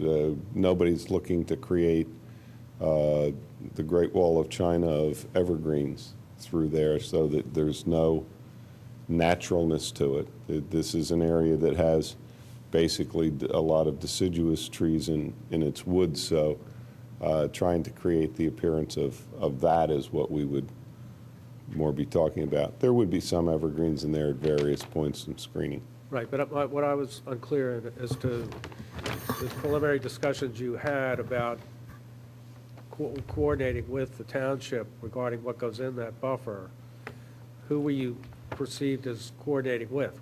Well, The commissioners? the or- ordinance Yeah. talks about the buffer plan being approved by the Board of Commissioners. Right, So the Well, process within the township below it, we know we start with you. right, okay. Now, the other thing was, you're talking about, as far as mapping and the census of the trees, and, certainly you're going to look at all the trees in the area where you're putting the homes. That's correct. Okay. The areas that we show as being disturbed, in those areas, yes, we will be inventorying those trees. Okay. Most of these lots at this point are just open land, is that correct? It's grazing land, a lot of it, is that true? Where most of the, Yeah. I'll answer for Mr. Scott because he's not at a microphone, but yes, almost all of this area is grazing land except for the wood lots that you see in it. so you say that the compensatory trees, you plan to put a number of them, at least along in, what do you call it, the village, the upper right-hand corner there. And the others, you say you may be putting between units along. There are areas along the buffer, the yellow buffer around the property that will need infill. There's area in that 100-foot buffer between the rye field and the Phase 3 cul-de-sac. There will be more normal tree planting in what's called Phase 2, which is up in the upper right. And then with respect to the lots that are built along the various roads, there's a number of reasons why we would like to deal with them as those units are built. Because in some instances, we expect that we may sell one person 3 lots. So if you have some planning that's required based upon the fact that you're going to have 3 houses, they're going to look kind of funny when you put just one house in there, and we'd rather make it appropriate to the way in which the property is developed. So when we know whether we're going to have 3 houses, 2 houses, 1 house in a 3-lot pod, or what we're going to have, is when we would like to see the planning in that area determined. Could you trace on the plan some of the areas that you intend to preserve the vistas that you had referred to? Eddie, do you want to explain the various vistas? When there are vistas all through this property. Hi, I'm Eddie Scott. If you look at this map here, up here on the right, you can see the water tower. You may have noticed driving down Newtown Road. So we call these 16 lots, 3, 3, 3, 4, and 3, 16 lots. We call these view lots, and the idea is that they're strategically placed. So these 3 lots look down this avenue, and these 4 lots look down this avenue, and these lots look over, these lots look down. So everybody has, really, we call them beachfront kind of views. They're enormously long, maybe a half a mile long. So we're trying to, preserve that. When you look from these lots on the east end, and you see these big mature trees along here, it affects your view in kind of a positive way because they're far away. In the winter, they don't have the leaves, so you're picking up an even longer view. In summer, it's broken up a little bit, but when you look from these down through these beech trees down here in the corner, which are magnificent. So that's the reason why we're saying we're, looking at this, I'm more concerned about, what people do in between their houses, because we say that the houses are shoulder to shoulder so that everybody shares the same view. So, I want to be sure that there's an appropriate amount of landscaping between the houses, and that, there isn't planting that's happening that blocks out somebody's view. So we put the houses quite close together because that's good from a preservation standpoint, from an open space standpoint, from, less impervious surface, all of those things. But, we have to be careful that one house doesn't block another's view. And so that's primarily, does that make sense? Yep. So I don't, there's not, when you look at it from that standpoint, from my perspective, we don't need a lot of trees except where we're taking trees out. And we'll need to do some, depending, these old wood lines here may need a little support. But this is the only place where we can keep these long views, and the market is telling us that they really, really like those long views, so. Also, on the western edge of the property, you have the way those houses are set up are with strategic views as well. Oh, yes, I'm sorry, I tend to, focus on the east side, but on the west side, this whole valley here, when you add it up, these houses all look across at about 100 acres of open space. And the hilltops act to kind of protect views, but also give views. So the road that comes through here really should be quite spectacular, as will the view from each house. So again, we don't want to lose the views that are there now because we're just planting a bunch of trees all over the place. But we also think that down the road when the houses are in place, we'll have a mechanism in place that'll allow strategic planting, once we can see how the houses sit better and how the roads look when they're in, as opposed to trying to be anticipatory about it. Will there be a homeowners association that controls those open areas? Yes. That manages the open areas. Yeah. And in the wide view corridors, do you intend on preventing trees from growing in those areas, or will that area Yes. just be left wild? Yeah. I think, the suburban experience really is one of, getting new trees to grow up to give everybody, privacy and shade and the benefits of the trees. But, here's the last remaining, if I took down all these trees, you'd look all the way from the north corner all the way down to the Darby Creek.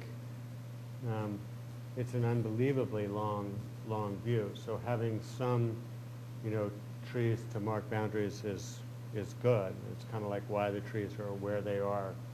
All of these trees were all planted strategically in the beginning anyway. It was all cleared land in the beginning. So, these trees here are really important to protect the view from the main house or focus the view down this way, because otherwise you look literally right down onto Darby Bailey Road. So we also, we want to follow that theme. It's always been my hope that, when we were done here at Ardrossan, you'd still know what, a large estate was. And, you'd just be looking at different patterns over the years that were the best response to the time and the market and the goal to preserve open space. So, and, yes. Mm-hmm. So our purpose tonight, from an introduction standpoint, is to have you start thinking about it in that fashion when we come in with our preliminary plan. When it comes to you on the landscaping side of it, you'll be getting from us a proposal of, in essence, delayed planning of, filling in certain areas that need it, of the village looking like a village with normal landscaping, of an appropriate screening of the Ryefield area, but other than that, a delayed planning plan that we'll try and flesh out for you and make a presentation to you of something in particular at that point in time. But what we wanted to do is plant the seed of why this is such a different type of animal and why we would like to see it treated that way. Okay. Any questions you have, we'll be happy to answer.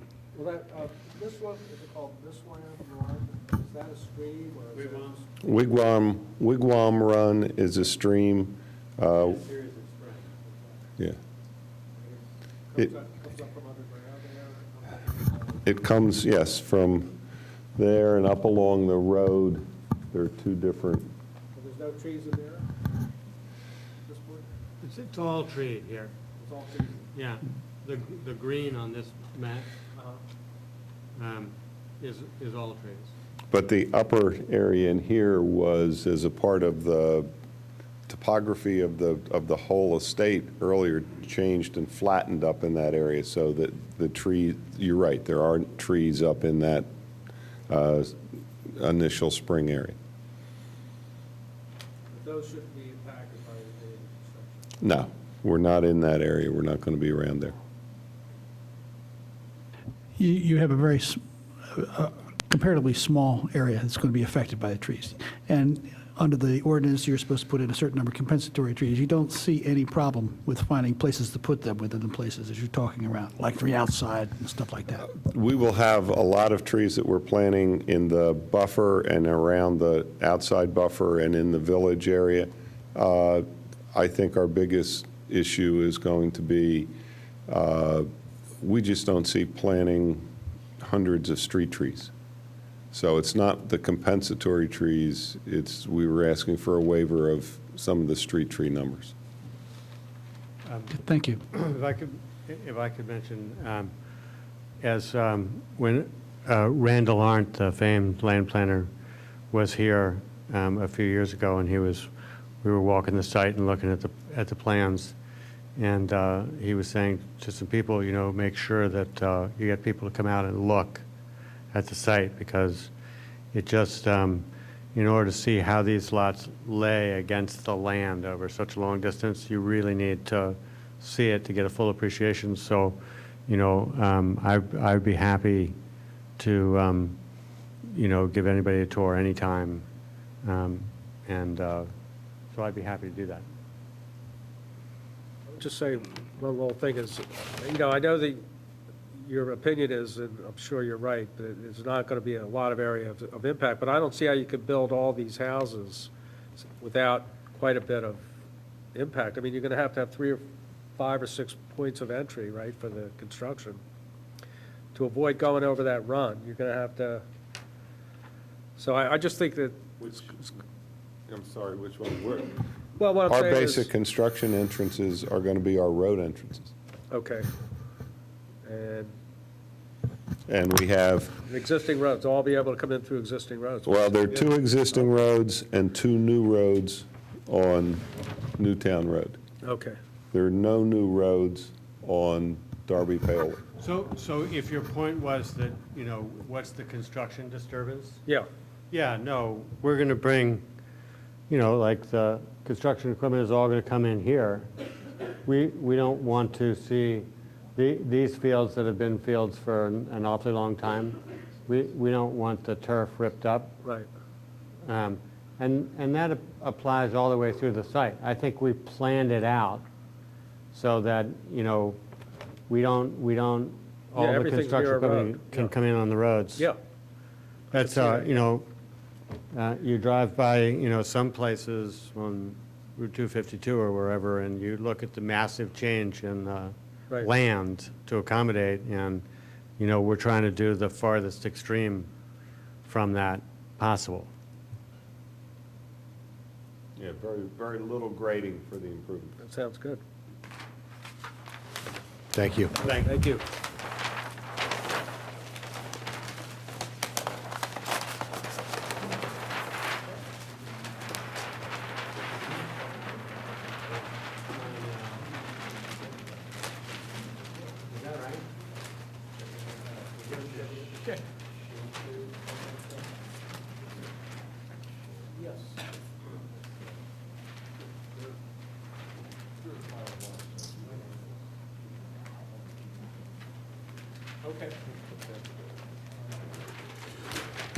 Next up is Chanticleer Church Road, construction of elevated walkway, 2 trees be removed. I think Jack's going to handle Okay. this from here.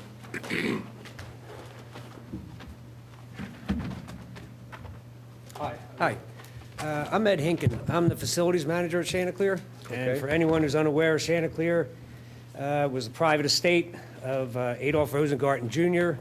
Upon his death, he left the property, sufficient funds to make it one of the best gardens in the world. So we've achieved very many accolades to that end. Our business is horticulture, plants, and a place for people to just come, relax, enjoy it. We call ourselves a pleasure garden. That's all we are about.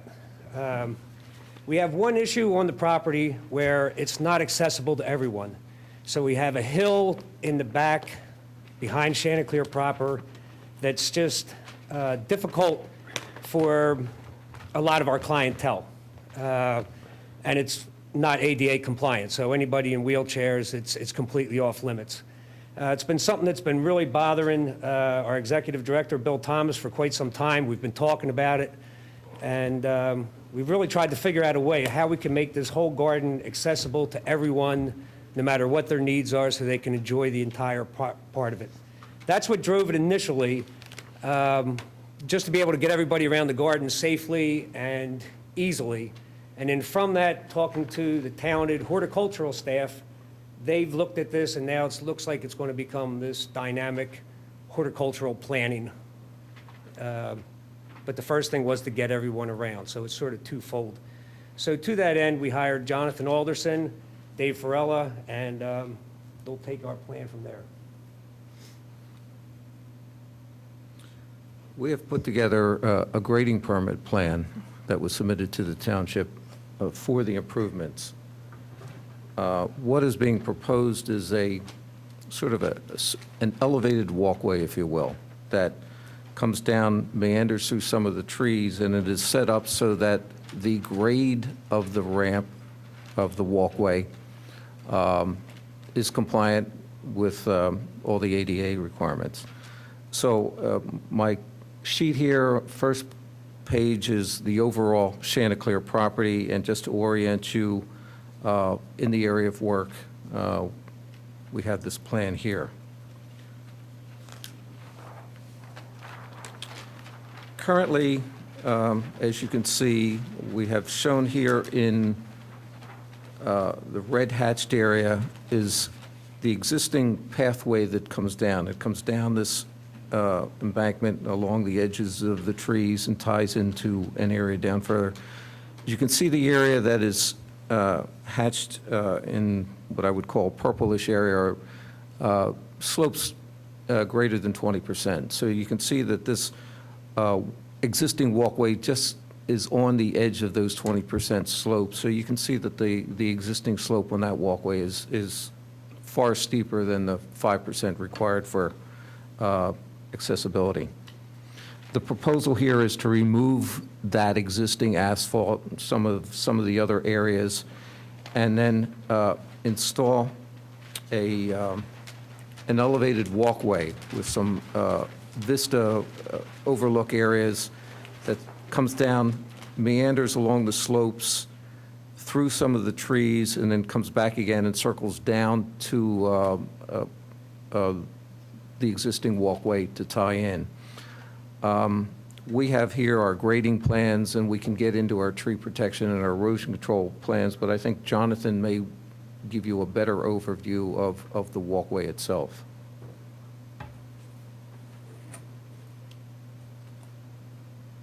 So the concept for the walkway was to run it down at 8%, to run it down through a meadow area, and it comes around, and then it will run through the woodland area and back out through the meadow, and then round and through the meadow. And it's going to be put in as an elevated walkway. It's a porous paved surface on a metal grate, and we'll be growing plants underneath the walkway. So everything is planted. The only impervious will be the columns that run down the center of this, and it will have a tree-like structure to it. And then it obviously comes down at points to meet the grade, but it has an 8% pitch to it, and there are stopping points that you can get off this path, and those are the overlooks. We're going to use minimal disturbance. We're going to use tree mats through it. We've got the tree protection details and fencing of all the areas. There are one debatable tree and 2 trees that are coming out. They're all small trees. There's one holly, which is more a shrub than a tree, and then there are 2 other trees, an arborvitae. Quick question, are you talking now, should we be looking at page 3 for this? Because what you're showing us is not there, so I just want to make sure what you're talking about. Jonathan's showing you a rendering. I think if you look at sheet 3 of the plan That's what I set, thought, sheet 3, okay.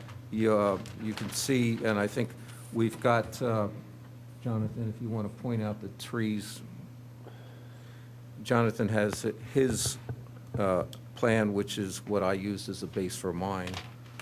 Okay. There are 3 trees that are scheduled to come out. That one's not in particularly good health. It's a cherry tree. There's a holly tree and an arborvitae. And there are 3 canopy trees as replacements. There are 15 sub-canopy trees. There are 1 large evergreen and 3 small evergreens going in as replacements. So we've got the compensation. How is the, what's the material that's used to elevate the walkway? There are going to be sonotubes put down, 24-inch sonotubes that are going to go down. There's going to be a steel post that's going to come out from that. Oh, yeah. Up to the steel structure. Water's going to perk through it down to grade. So there's the only impervious increase are these 24-inch sonotubes. Everything else is pervious. So the intent would be to have a boring machine to bore a 24-inch diameter hole down where the foundations would be, fill that with concrete as the foundation, and then build upon that concrete footer the supports for the steel structure above it. And the steel structure is going to be prefabricated off-site, and it's going to be brought in and placed by a crane. There's going to be tracked vehicles with low-impact tires going in to put in the footing, but then the structure is going to be brought in by crane. So there'll actually be less impervious Yes. when you're Yes, done, there because you're will going to be. take out the existing wall, right? We're taking out the existing walk. We've been working with the township engineer. We're in looking about stormwater management and the impervious, but the whole, the whole walkway structure itself is a porous material, which allows the water to seep Okay. through that in, and being above ground, it will seep into the ground below, and that area will be planted. Oh, good. So what we have shown on our erosion and sedimentation control plan is our extent of tree protection. We're showing, What page are you on now? I'm on sheet 4.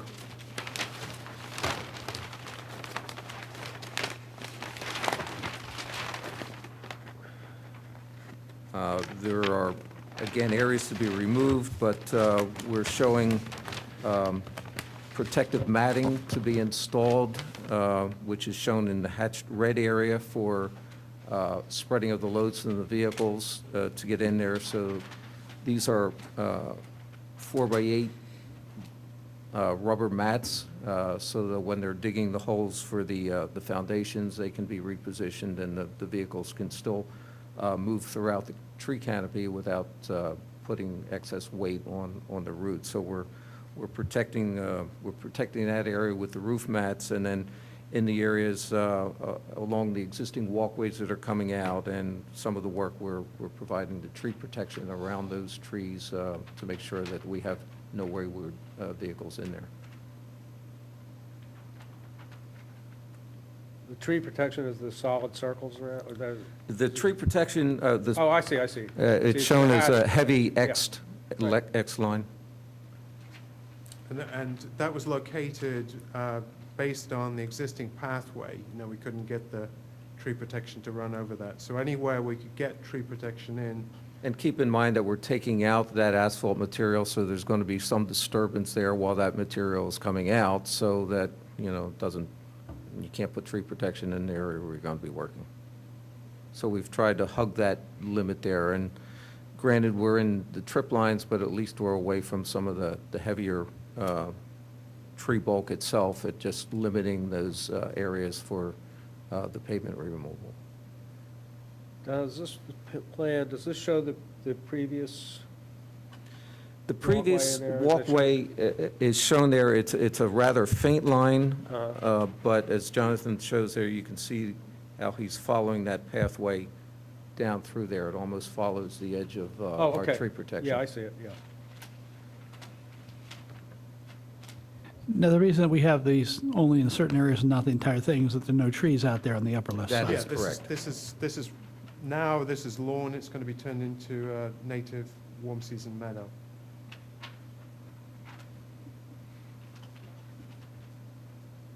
Looks like there's a lot of complex planning for this one.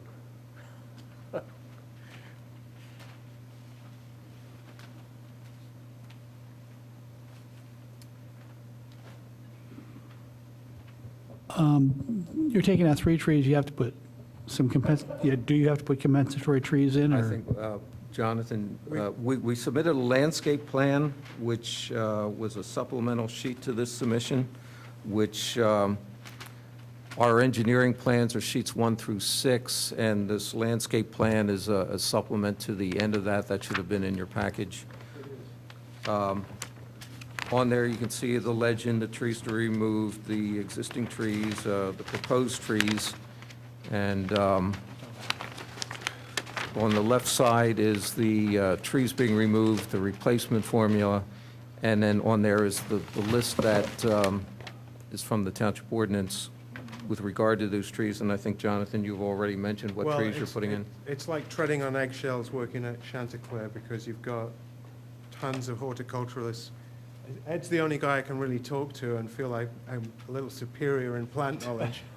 But, so this is the list that we've got thus far. We haven't really decided which plants from that list, but they're going to be more than's required by the township ordinance. I mean, there's going to be 3 canopy trees. There's going to be, I think, up to 15 sub-canopy. There's 3 small evergreens and 1 large evergreen. So we'll have you covered for what's required and more. The idea is to make this, it's a little bit of a backwater right now, but this is going to become another sort of special place within the whole of Chanticleer, which is a special place into itself. So at this point, you haven't really determined exactly what replacement trees you're going to put in, right? You just have a It will general be list. it will be from this list. From this list? Yes. And how many replacement trees? We're required to do 3, but there's Right. going to be over 25, I think, total.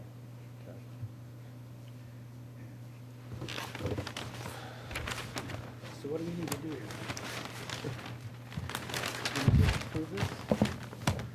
Now, can you show me how the equipment's going to come in and out of there? I can see where you're putting in the protective platforms. What are they called?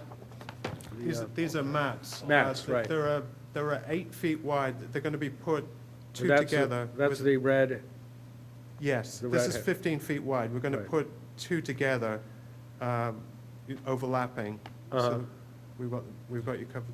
What I have shown on sheet 4 is that the existing driveway out in front will be used as a staging area and access to the site. Can you show me that there? That is right there on, Jonathan's pointing that. That's the existing driveway and parking area off of Church Road. That's direct access to Church Road. Okay. Church Road is along the front, right along that edge of the property. Yeah, so you'd be coming in between the tree protection fence there, between the 40-inch pine. They'll be coming up here, and then they're going to use a crane.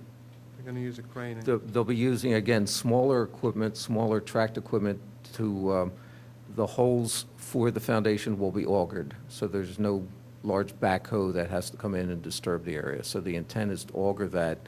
There'll be small equipment taking up the asphalt area and then, doing the replacement work. But the intent, after the concrete is poured, the intent, as Jonathan said, is to have this bridge, for lack of a better word, prefabricated. And the intent is to crane it in with the crane sitting in that asphalt area and then crane the areas in position over the trees. So there's no large equipment that has to get in there and do any work. The auger's going to hang from the crane?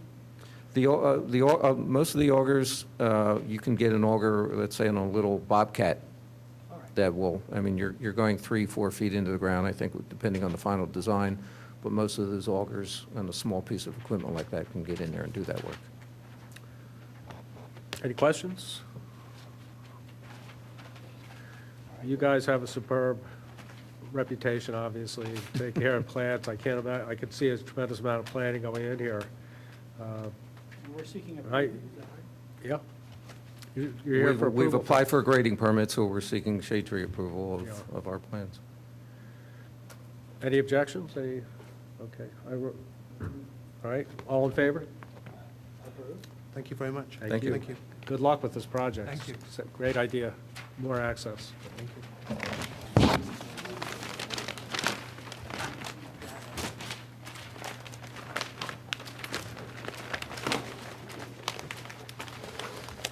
Okay, we have 264 Abrams Lane.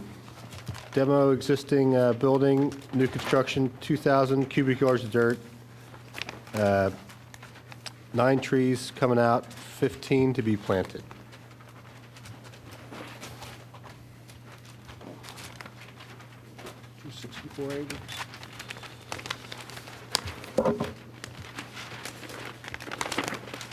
Hello, my name's George Spellman.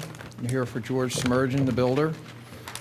We proposed taking down the house that is in close proximity to where the location of this house is.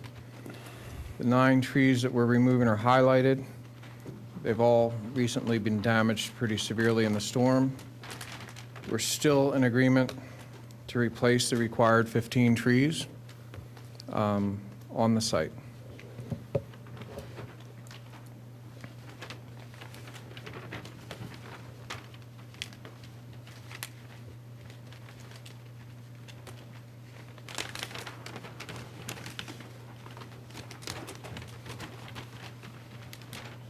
George, is the house down or is it still up? No. If you look on page 3, the existing house and the existing driveway are still shown. and the new house is going to go almost right on top of it, just a little bigger footprint.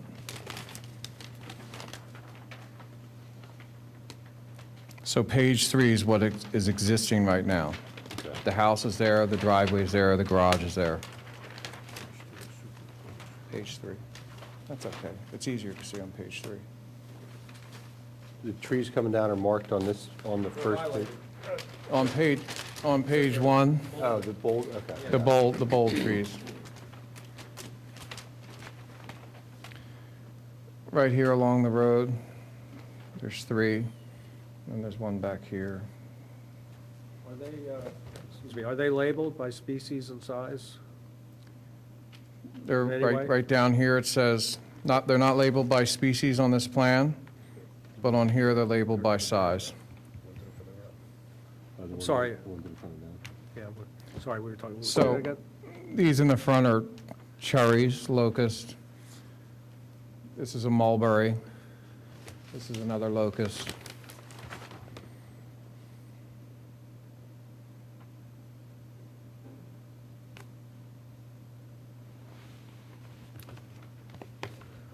The thing is that to check the replacement, we need to know what kind of trees those are that you're taking out.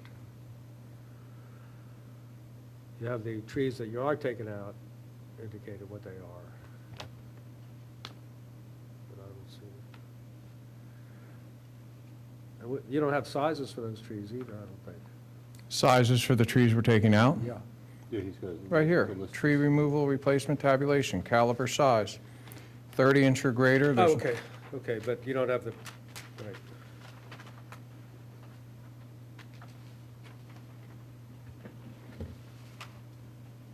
So species and location of replacement trees to be determined by township at the time of construction. What's that? Species and location of replacement trees to be determined by township at the time of construction.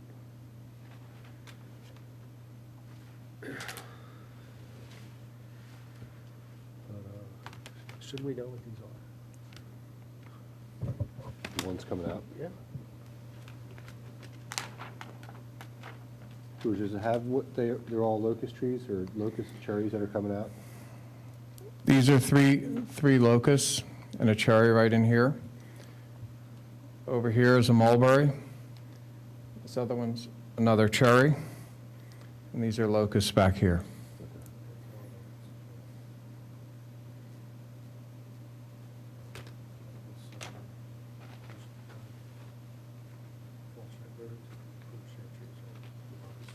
Not black locust, I mean, it's not something that you want to replant. Yeah.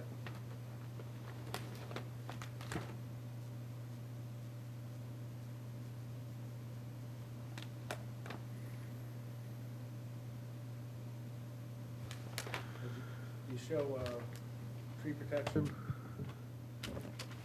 on any of these? No. We have a tree protection detail Yeah. on page 2, but not a location for it because we don't have an approved location for the house yet. We have to get past this before we can get an approved location for the house. In order for us to get a demolition permit, Uh-huh. we have to get past you guys.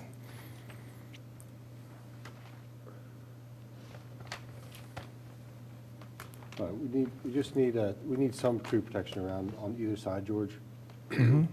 Just looping around these, the trees that are on the right-hand side.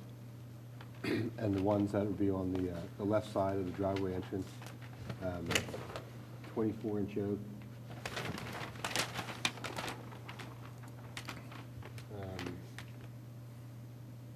It says 40-inch tree. Well, and the whole limited disturbance, that whole line will be tree fence.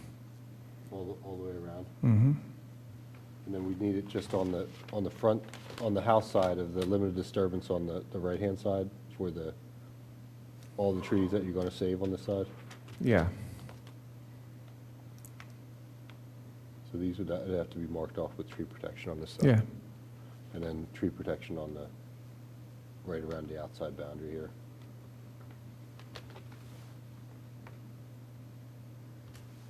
you're going to save, is there one street tree here, George, between the two driveways that gets saved? Between the two driveways, yeah, that's going to stay.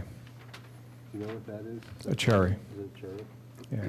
Since- It's a little beat up, but it'll be okay.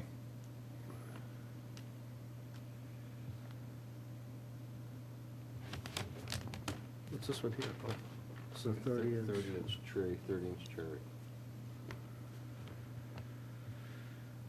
It's a heritage. I think he's trying to propose that stays. Yeah. That's gonna need separate tree protection, right? Yeah.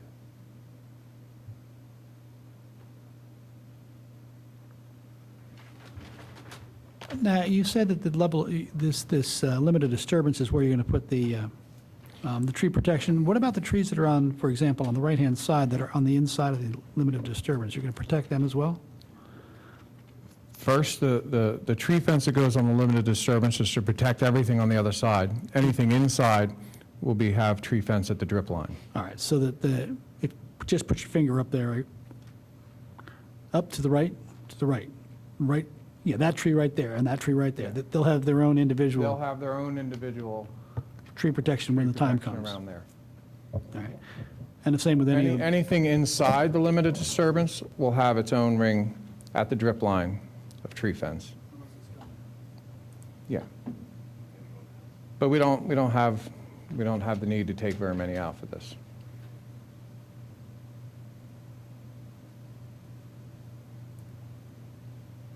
And what we are taking out is in pretty bad shape after this last storm.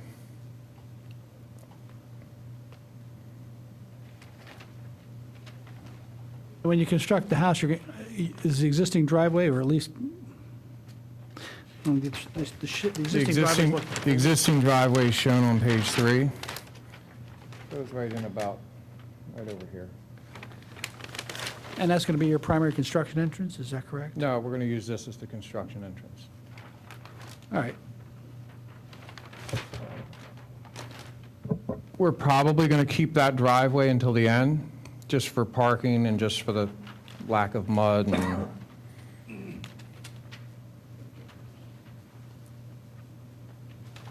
where's the new driveway? Is that shown on screen? the new driveway's on page 1 of 3. A circular driveway right here in the front.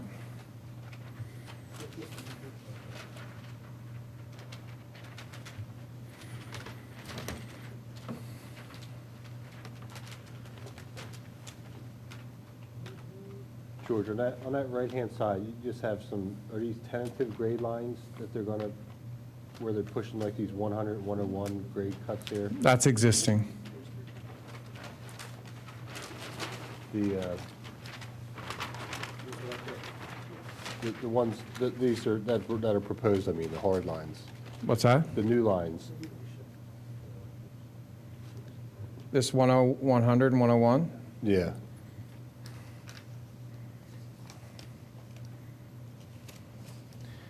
That's pretty much, that's existing. We're not changing the grade any.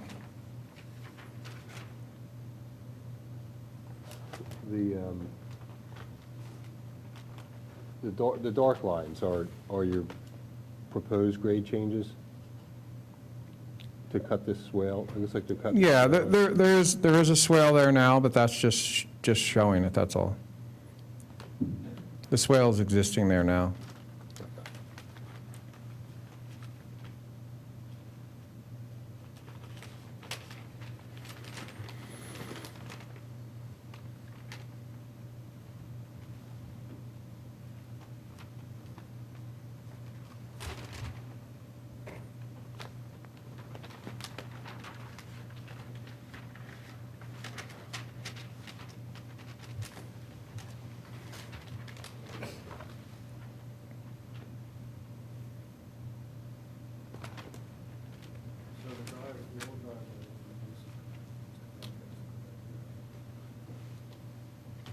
So the old driveway. Yeah, the old drive.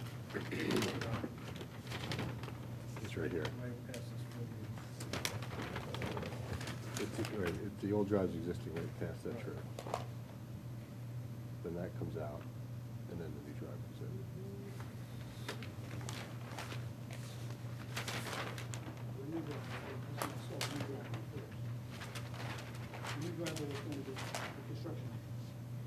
Like I said, the old driveway's gonna be, No, the new driveway right here. but you're gonna use the old driveway to just, Well, we were just going to use it during construction, just to have a place to park, to keep people out of the mud, and take it out at the end. If you look on page 2 or 3, there's an overlay where it's hard to see it, but there's where the old driveway goes in and goes around, and there's the new one. There's a lot going on page 2. On page 2, the topsoil stockpile, the tree just to the west, would that be, what's going to happen with that? The topsoil stockpile right here? Yeah, just right along the edge of the driveway there. Right. Will that tree to the west of that be, in your opinion, be impacted? No, we're going to stay on this side of the driveway with it. Right, he's got the driveway. Do we know what that 40-inch tree is? Did you say mulberry? You weren't sure? Well, the existing driveway's right here. So the soil. Yeah, that's the mulberry. The That's the 40-inch. mulberry that's coming out anyway. Okay.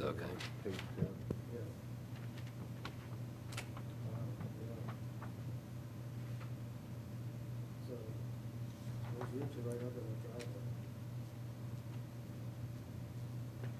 Roots are under, so practically on the driveway. The tree's right next to the driveway. They take that out. Just worry about that. So George, can you stockpile the topsoil on top of the existing driveway, or do you have to rip the driveway out first? No, we'll keep the driveway there. You can Put it on this side of the driveway or right next to the driveway, but What is that 40-inch tree, you know? that's the mulberry that's gonna, that should be, yeah, that's the mulberry that's coming out No, anyway. no, to the left of it, it's a 40-inch, Over here? yeah. I don't recall. These are mostly all locusts. There's no really desirable trees back in there. Well, that's a major heritage tree. It's, if you look at the page 3, it's almost, the roots of that are under the existing driveway. Yeah, it could be. They're right along the driveway. So how are you gonna protect that? When we take the driveway out, we'll just take the driveway out. We only have to take it out 6 inches to put topsoil back in.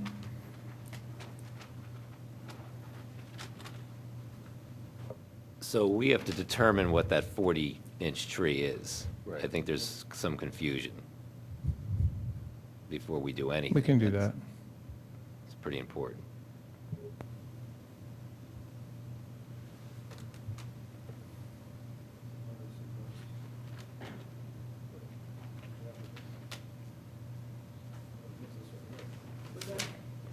So, That 40-inch tree already has a driveway right next to it, right adjacent to it. Am I right, or am I missing something? The 40-inch tree we're talking about is, it's already, driveway's under it, right? The driveway's already over, yeah. So if the absolute worst came to absolute worst, you gotta get the tree. we're worried, you're not going to ruin the roots any more than the driveway's already hurt them, I would think. No, we're just, not if we take the driveway out, no. You wanted to see that. Nah, I'm not an expert in trees. Well, just a matter of when it can come back just to see it, you know what I mean? Are- I can see it. Is he going to hurt the roots of the tree if he takes up a driveway that's been there for 20 years? Right, you gotta take it out, but Just gotta Sure. take it up, you just have to be very careful when they pull up the driveway and the roadbed about the roots that are underneath, that's all. In the long run, it's going to be better for it. sure. You could, as long as it survives the taking it out. Mhm. You know, it's like it's taken out, you know, partially, for lack of a better word. It's got to be excavated in a way not to do any more damage to it. Patio under the tree. I'm going to be doing the excavation and the tree work. Okay. So it will be, I know how to do it. Okay. if that's your concern.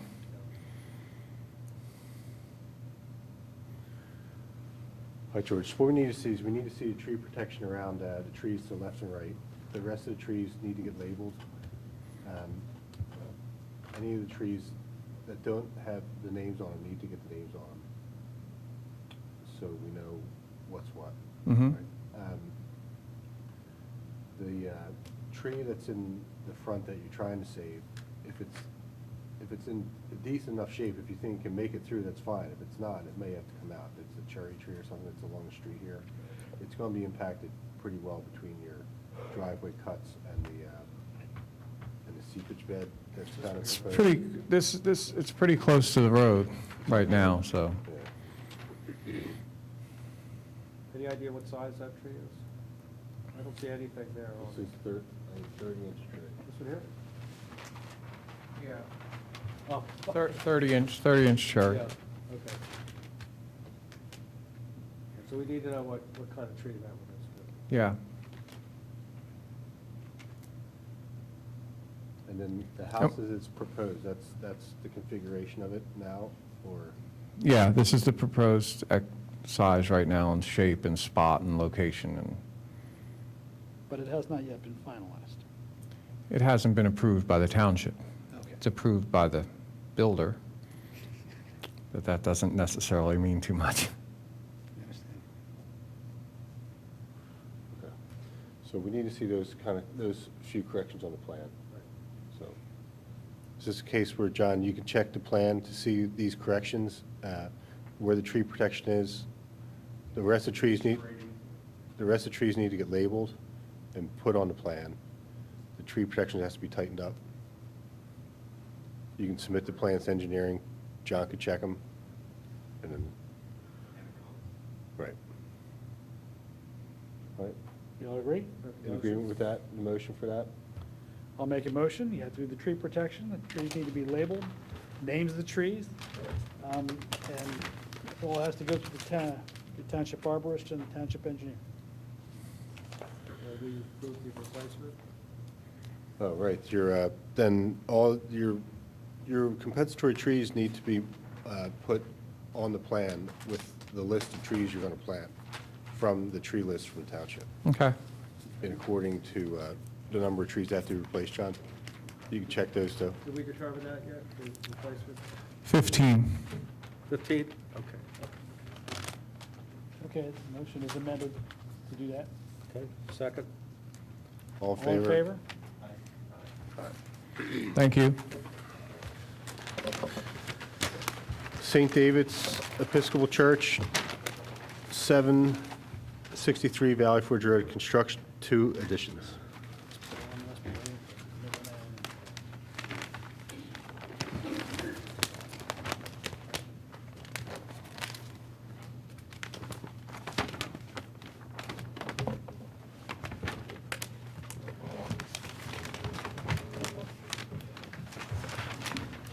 Good evening, I'm Claire Donato, architect with Mark Thompson Associates. We're the architects working with St. David's Episcopal Church on this addition project. With me is Michelle Adams from Melior Design, civil engineer. The project includes 2 small additions.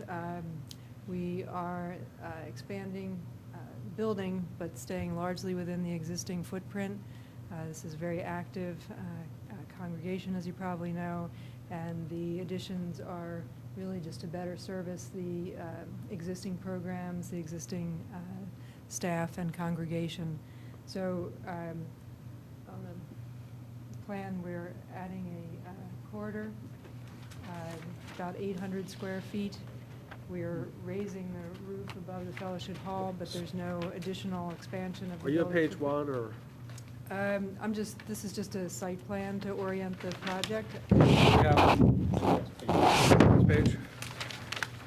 Make sure you're speaking to the mics, the people at home. Thanks.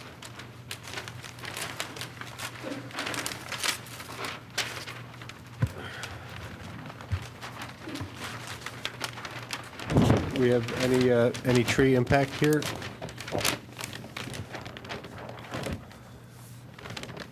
We're creating a construction entrance off of South Valley Forge Road. We've already implemented a Phase 1 of the project, and a very similar staging area was created for that project. The tree protection is clear of the canopy of the trees. And I think I'll just let Michelle speak to the tree protection detail that we've already previously used in this area. Can you point it out on the site plan? The trees, New construction entrance? right here.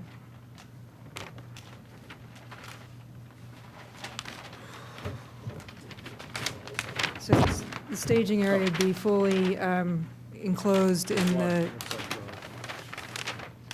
with tree protection. Is that currently grass, or is that parking lot or something? It's grass. Okay. But there are no trees or anything other than what's outside the tree protection, is that correct? This is all lawn area. This is all currently lawn. Looks like it's page 1. Where does that fall into our existing conditions plan?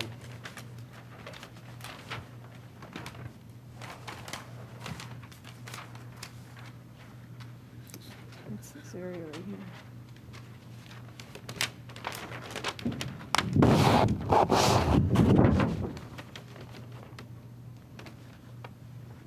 So it's literally Valley Forge Road in front of the church. It's the grass and the trees right in front of the Okay. structure. And you said this area had been used before? Yes. Yes, when they did Phase 1, they did some demolition interior to the church last year. Okay. And when they did that, they used these plans to access the site. And we have some photos here. So this is coming in off of Valley Forge Road. And there's a detail on sheet C103 for tree protection. So there was tree protection around the existing trees and a construction fence. And then on Plan C101, they are to lay down 6 inches of wood chip mulch for access, and where they're in the tree canopy, they're putting down plywood with the wood chip mulch. We're basically following the recommendations of the Morris Arboretum. This was the practice they used in the fall when they did the demolition to bring the vehicles in to take material out interior. And as they put this corridor on, they'll be applying this again. And the drawings are pretty specific about limited time to have the material down to avoid smothering the roots. They'll have tree protection up and a construction limit fence so that they're not encroaching into the drip line or damaging the tree structures themselves or the branches. And these are just some photos of the entrance coming off of Valley Forge Road with the mulch and the plywood down from last year. And then this is the area in question up against the building where they'll be coming in to do some grading, removing material up against the building to put the new corridor adjacent to the building. And there are no existing trees in this area? No, and no trees are to be removed. This is really just a tree protection plan for the trees that are out there. Do they need to list the type of trees that we're going to be possibly impacting in this little corridor here? On either side of the construction entrance, do these circles indicate 2 trees? Correct, there's 2, and they show the canopy drip line. We had the surveyor survey in the drip line for the trees. Okay. So it'd be good to know what kind of trees there are, maybe. We can put the species They could on. put that on there, okay. How long is this going to be temporarily set up for? Do you know approximately? About 12 to 14 months. And it's just, it's wood chips? Is it like a permeable membrane underneath, or was that what they put down first? Or? It's a geotextile. Okay, right. With the wood chips so that they can pull them back off again. When they're done? And if they do come into the drip zone at all, they're to put the plywood down to protect if any vehicles are coming through. Okay. But they shouldn't, they have enough room to get the vehicles in. And this is for all your materials and that kind of thing, your construction Access. process access. Mhm. Okay. We have some questions? In this project, you're putting on the side, the walkway on the one side, and then you're physically lifting the roof structure up, is that correct? It's an enclosed corridor addition along the length of that part of the building, and then we're constructing a new roof above, a new floor and roof above the existing. Okay. When you do the construction, are you going to be going on the back side of it too? And is that already driveway or something? That's all paved. Yeah, this is all impervious existing parking area, and yes, there will be some staging for a period of the construction Right. on that side of the building as well. So the stuff in the front is primarily related to that covered walkway? And just staging of contractor materials. Okay. But the real heavy equipment's going to be probably in the back, most of it. Okay. Any further questions? Say the trees really endangered by it. No, they could just list the, Yeah. just name the trees that may be impacted in this general area for it, so it's on the plan. And, You have to facilitate, get back to this one out there and get the species named, take a look at them, and then just report back as soon as it's help them out a little bit. Thank you. Thank you. Yeah, that'd be.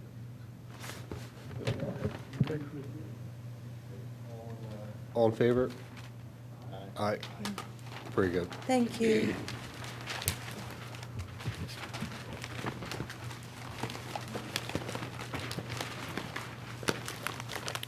Next up on the list is 439 Midland, construction patio, pools, walks, 61 cubic yards of dirt to take off site.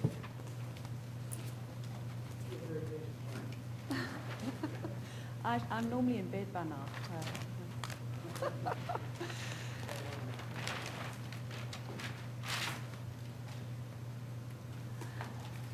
My name is Debbie Douglas. I'm representing Rob and Jen Armstrong, their property at 439 Midland Avenue.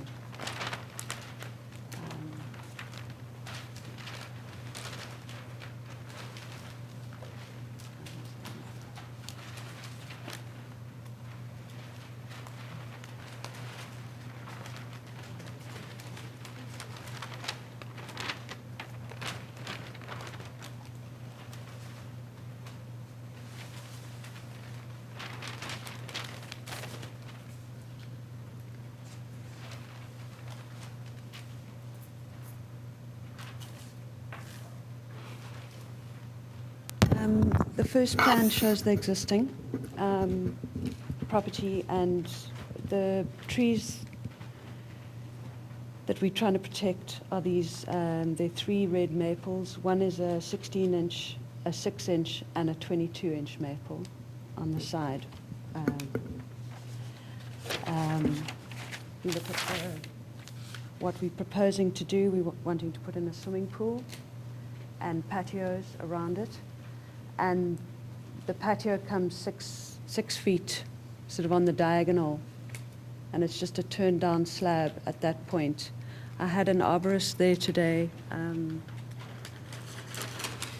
Loch Woodfin. I don't know if you're familiar with Loch Woodfin. And his opinion of these trees that they are in good condition, and it's a small pie of the tree drip line that would be sort of affecting that 22-inch red maple. That the trees, if they're protected properly, should be okay, but we've got to keep an eye on them. I don't know what your feeling is on that. We are also wanting to take out 2 Zelkova serrata, which are in the patio area. And those we're wanting to remove. The client has already, they purchased the property in September and had trees planted. They planted 8 Green Giant Arborvitae along this rear boundary for privacy, really. And I think when we all said and done, the client is wanting to put in some more planting along this edge to create privacy from the neighbors. And the suggestion is either to go with the green giant arborvitae or some skip laurel was the other suggestion on that side edge. Are these trees on your client's property, or are they on a neighbor's property? The 22-inch maple is just on our property. And the other, the 16-inch and the 6-inch maple are on the neighbor's property.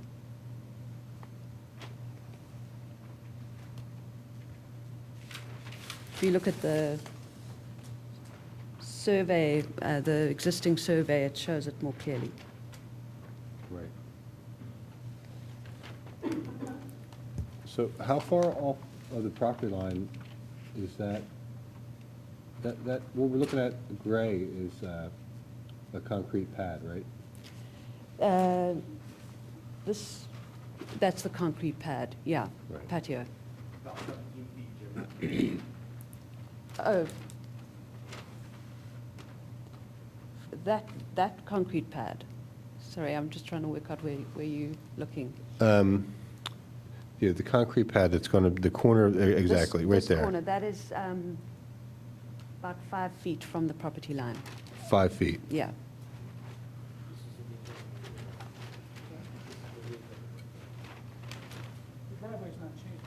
Sorry?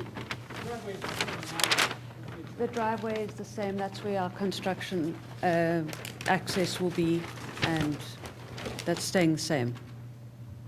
But you're constructing the rain garden on the inside of the curb, if you will. There's an existing flower bed here, which we're going to use as our rain garden. Mhm. Because our perk tests were all zero, we're not going to put stone to create a pool. We're going to rather try and let it run into the existing flower bed, drop the existing flower bed slightly to be able to take the runoff. The perk test was 0? Sorry? The perk test is 0? 0. That's pretty bad. I think it's pretty normal for this area, though. Yeah. We got the pad going in 4 feet, 10 inches off the property line. The neighbor's maple's on the other side of the property line. So what's the impact here? Yeah. For possible damage to their maple tree by the impact of this footer and pad going in, 4 foot off the, 4 feet away, 5 feet away. The 16 one, no, we haven't got consent from the neighbor. Do we have to get that? We should get a condition reading on that tree inside. Microphone. We'll need to get the condition rating for that tree. Right. Okay. Our issue is with these maples here on that are actually on the neighbor's property line. Pads going in 5 feet off the property line, so they're going to be impacting. It's one thing if we're impacting their own tree, which it's going to be, but it's going to be impacting the neighbor's maple tree. So they need to get a consent from the neighbor so that they know what could happen to their tree. Maybe they won't care, you know. You don't know. I know they've already allowed the new owners to trim all those trees and take care of them to date since they've moved in. So I think they're not particularly interested in taking care of them. That's what it Right. appears. So, but we can get I mean, I'm sure Yeah, it'll be just have fine. to ask them, I If it think. gets killed, they have to pay to get it removed and all, so they might care about that. Yeah, I'm sure. Look, I think they care about the privacy aspect, so they, I think as long as we have something in plan to create some privacy on that edge so that they don't lose.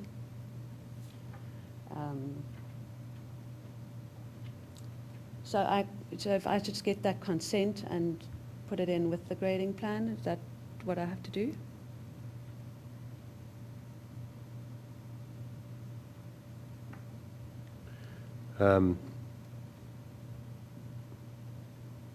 Yeah, I mean, it's seeing how it's not your tree, we have to talk to the neighbor and see what they say as far as the possibility of what's going to happen to the root system of the tree. It's going to be impacted pretty significantly by digging this footer up. So as long as they know and there's not a problem,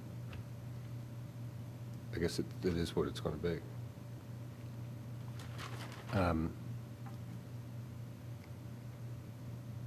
we have a replacement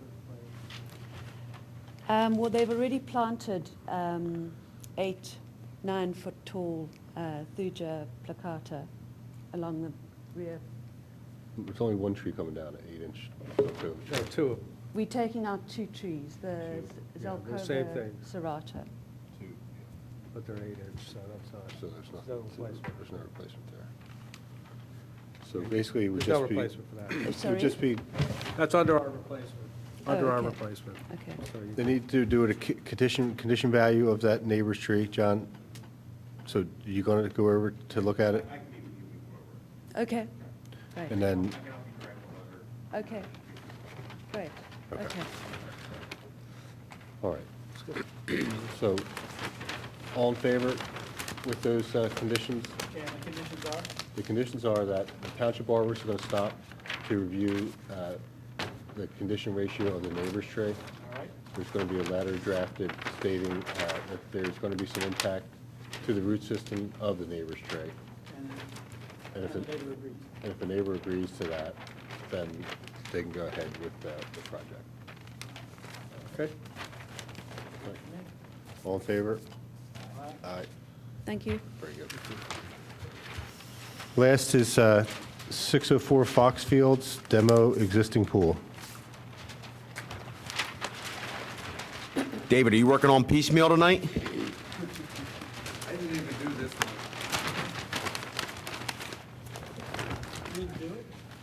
This was done by one of the other engineers in my office, and since I was already here tonight for a few other projects, I agreed to take this one on. We have submitted a grading permit plan for the construction of a new home on 604 Foxfields. We have shown 2 properties. The lot is a little unique, and I wanted to go over the history with you, what we're doing. The lot in question is this lot here on the right.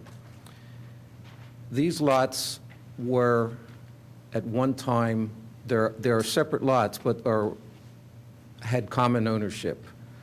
The owner of this lot had, at one time, built a tennis court in this rectangular area that you see that's sort of overlapping the property lines. That tennis court was removed a few years back, and in its place, a swimming pool was installed. So we have a swimming pool on the property. We have a large flat area that used to be the area of a tennis court. Around that area is still fenced, and around the back and sides of that is a row of arborvitae. We have shown steep slopes that are regulated by the township in hatching here. This area had previously been disturbed for the tennis court prior, so the township has stated that this area along the side and the area in the front are the ones that are regulated. The construction is staying out of those steep slopes for the most part, except for a driveway access off to the left. So what we're proposing is to remove the pool, the arborvitae around there. There's the arborvitae around here is a smaller diameter. There are a couple larger ones at the end of the driveway, but all these are less than 6 inches in diameter. The proposal is to construct a new home on this lot. There's an existing 38-inch sycamore, 35-inch sycamore, and I think that's a 15-inch cherry along the front in the sloped area, and there's a number of pine trees. I have some photographs here that were taken to give you an indication of the trees, but the intent is to construct a new house in the area of the tennis court and the pool that's being removed, a new driveway to serve the site. That driveway is adjacent to the driveway in the other lot to stay away from the trees on this side. There is a stormwater management system in the back, and there is an easement across the adjoining property to allow a sanitary sewer connection. There is a sewer line that runs through the open space in the back of the area. There's a bamboo hedge, if you will, along the back. We'll be cutting through that hedge to install our sewer lateral. We have showed on our plans our tree protection fence, and in going over this fence with Chris, who had prepared it, I realized that we do have the old tree protection fence detail shown on 3, so we have to revise the plan to include the new detail that requires the chain link fencing. But for the most part, we're creating a swale around the building that the grading within the area adjacent to the trees is more of a little bit of fill to create the swale and not a cut situation. We're minimizing the grading for the driveway. We're trying to make the drive work with the grades and the adjoining property, and we're keeping your utilities along the side of the driveway to avoid any interaction with the trees that are on the lot.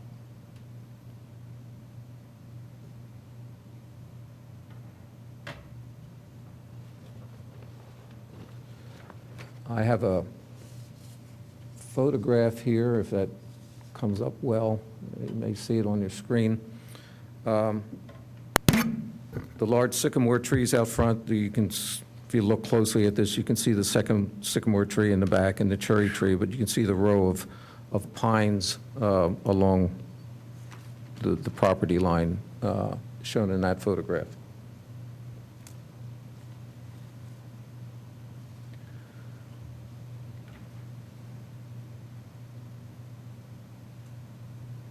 Are any trees being removed? Only the arborvitae, no trees coming down. Dave, is that the neighbor's house to the? To the right, yes, that is the neighbor's house on the property to the right. Wasn't there 2 sycamores in the front?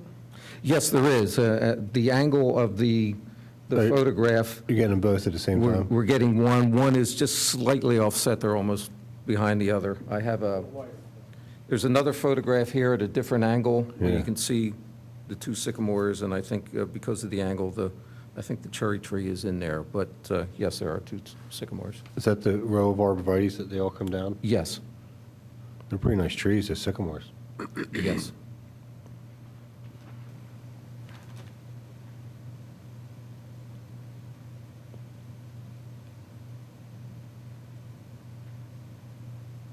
Could you follow these utilities out for me? You got water, everything going? We have everything paralleling the driveway. We have our water and our electric service coming in along the parallel to the driveway. Right. To keep them, again, away from, as far away from the trees as we can.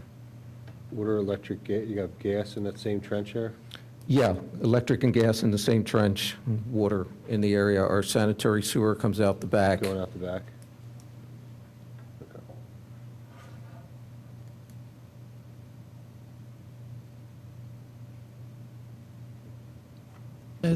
That fence same with the blue X's on it, that's the. That is our tree protection fencing. Our tree protection fence parallels the driveway, comes around here and sort of all the way down through here. That's our proposed tree protection fence for those trees there. This is a pretty significant tree, Dave, both of those trees. They've really been left alone in this whole construction process of Foxfields. Mm-hmm. Could you wrap that fence on the street side also to Yes. totally contain that as trees? Along the property line also, or Yeah, the totally whole, contained? the whole thing, just to keep everybody out of there. Certainly, we can run along the front. I don't know if it's necessary to run along the property line since there will be no access to that point across that property fine. line, but I Put can it run along it, the front. certainly we can run it along the front. What do you think? What is the distance from the trunk of the tree to the the first cut of the utility there?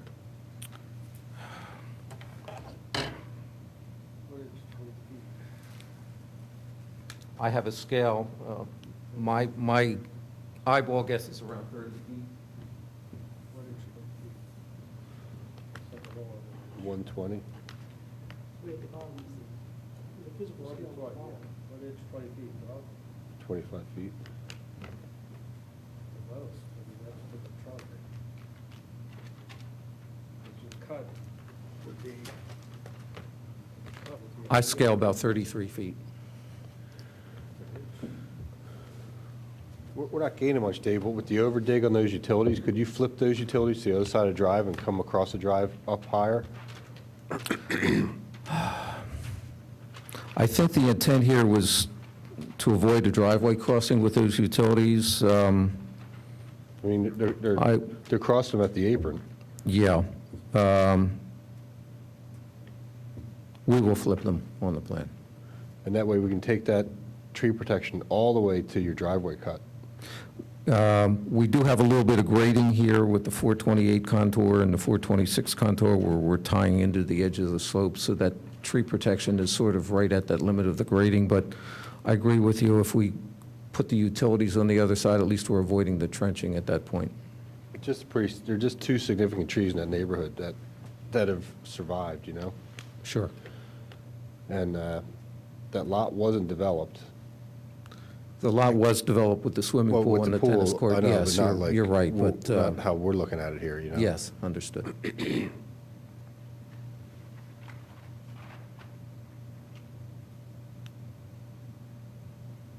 Yeah, the further that they can stay away from, if they can flop those utilities and circle that construction fence on the street side, and possibly even if they would have their arborist look at it, if it needed some fertilization or some amendments to make it through the construction I think process. one of the things that we usually note on here, and is a series of tree protection notes. Certainly, I've added them to other plans where it calls for the fertilization. I can certainly make sure they get added to these plans. If they could note that, that would be important, I think, to help preserve these two trees. I agree. Oh, yes, okay, we do have that care of existing trees. We talk about the fertilizer and the tree protection and things like that.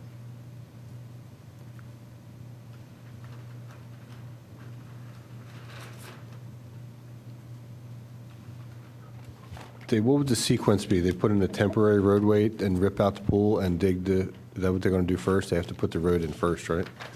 Well, the driveway will be cut in stone for access, and Right. they'll use that as access to remove the pool and as access for construction. And then the stone will be in place to stabilize the area, and then the final paving will be once everything's done.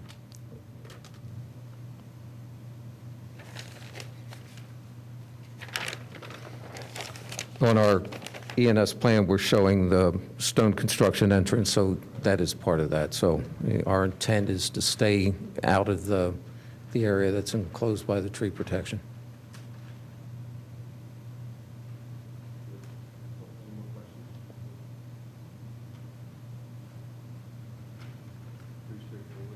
Thank you.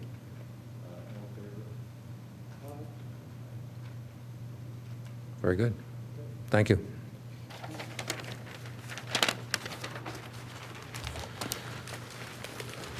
Okay. Finally, we have hazard tree removals, 15 Ferriston, a 42-inch red oak. John, you approved that? And then we have our two notes we wanted to read before we went tonight. One was from John to the township in regard to the trail. In pursuant to the various concerns regarding the proposed tree removal schedule and its subjects, this is in regard to a hazard tree removal identification that John made along the trail. Is that correct, John? And its subjects, I truly understand why adjacent neighbors, pedestrians, and trail users would be alarmed regarding the action plan. That's in regard to proposed hazard tree removals on the trail. Unfortunately, the misunderstanding is very common when a risk assessment is performed in a select location. My inspection, data collection, and findings are results of multiple step process which takes into account the tree or parts of the tree that could fail, target rating, what will be impacted, the use of trail, likelihood of failure now and future, and very basic tree assessment methods. We inspect the following: trunk decay, root decay, erosion issues, lean threshold, present tribulations that result in future stability issues, tree will be a future risk and might not manage properly at that time, fungal disease, cavity present. The concerned individuals must completely understand that my opinion and report findings are factual and unbiased. By no means do we wish to condemn trees. Our assignment is to perform risk assessment. Radnor is liable for risk management, as in pruning and removal. To completely understand risk assessment as it pertains to trees, you must have a complete understanding of tree biology, tree physiology, decay diseases, targets, and the association regarding failure. We recently had a fatality on the trail from a tree that bordered the high-use areas. Our position is to create a safe, usable trail system, which entails condemning trees that presently or future will become hazardous. The trail and its forested tracts approximately 5,100 trees, including saplings, does not include trees under 1 inch. We're removing 20 trees that were proposed in October, plus a few trees from 2002 and a few trees from recent storms. That equates to 0.005% of the total stocking being removed, approximately. In addition, I observed a tally and traffic usage, joggers, runners, walkers, mothers with babies, strollers, bikers, rollerbladers, and occasional person sitting, and have found a typical summer day, you will find 120 pedestrians in a 6-hour period. They are our main concerns. That is why risk management is performed. I'll be happy to answer any questions. John Hausbach, Registered Consulting Arborist. Thank you, John. And then we have, due to the storm, the Radnor Township Public Works Department has provided a tree debris removal guidelines for debris from the winter storm Nika. Due to the unusual amount of branches and limbs which fell during the storm Nika, Radnor Township Board of Commissioners has authorized the Public Works Department to assist residents in removal of proposed debris in accordance with the following guidelines. All limbs, branches must be placed curbside no later than March 16, 2014. The township will collect limbs and logs up to 14-inch diameter. Branches logs shall be no longer than 2 foot in length. Branches logs will be stacked within 1 foot behind curb or edge of paving. A couple facts. What do I do if I have limbs larger than 14-inch diameter? The township will have Skunk Hollow open to accept debris. Limbs, branches taken to Skunk Hollow shall be no longer than 3 foot in length. Please contact 610-688-5600, extension 155, to schedule a day to drop off your debris. You or your contractor may take debris to Skunk Hollow, but you must schedule the day as noted to provide a valid Radnor Township address.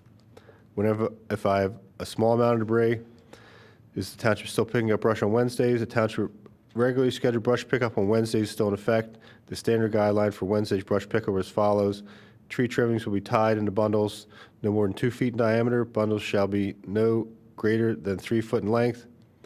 Branch limbs no greater than 6 inches in diameter. I don't have much room between the street and my fence, or I live on a state road, and there's not much room to stack debris. What do I do? Please call 610-688-5600, extension 155. Explain the situation. A public works supervisor will visit your site and work out a solution. When is if I don't know, if I don't have my limbs out by March 16th, although the township will be collecting limbs for several weeks, once we have done so in the street after March 16th, we have to make other arrangements. What if I've placed material curbside does not conform to previously noted guideline? Will it be collected? Unfortunately, in order for the township to collect and process as much debris as possible, if what you have placed out on the curb does not conform, it will not be collected. Any additional questions, please call 610-688-5600, extension 155, 7 a.m. to 3 p.m. weekday. And that concludes our February Shade Tree Commission meeting. Thank you.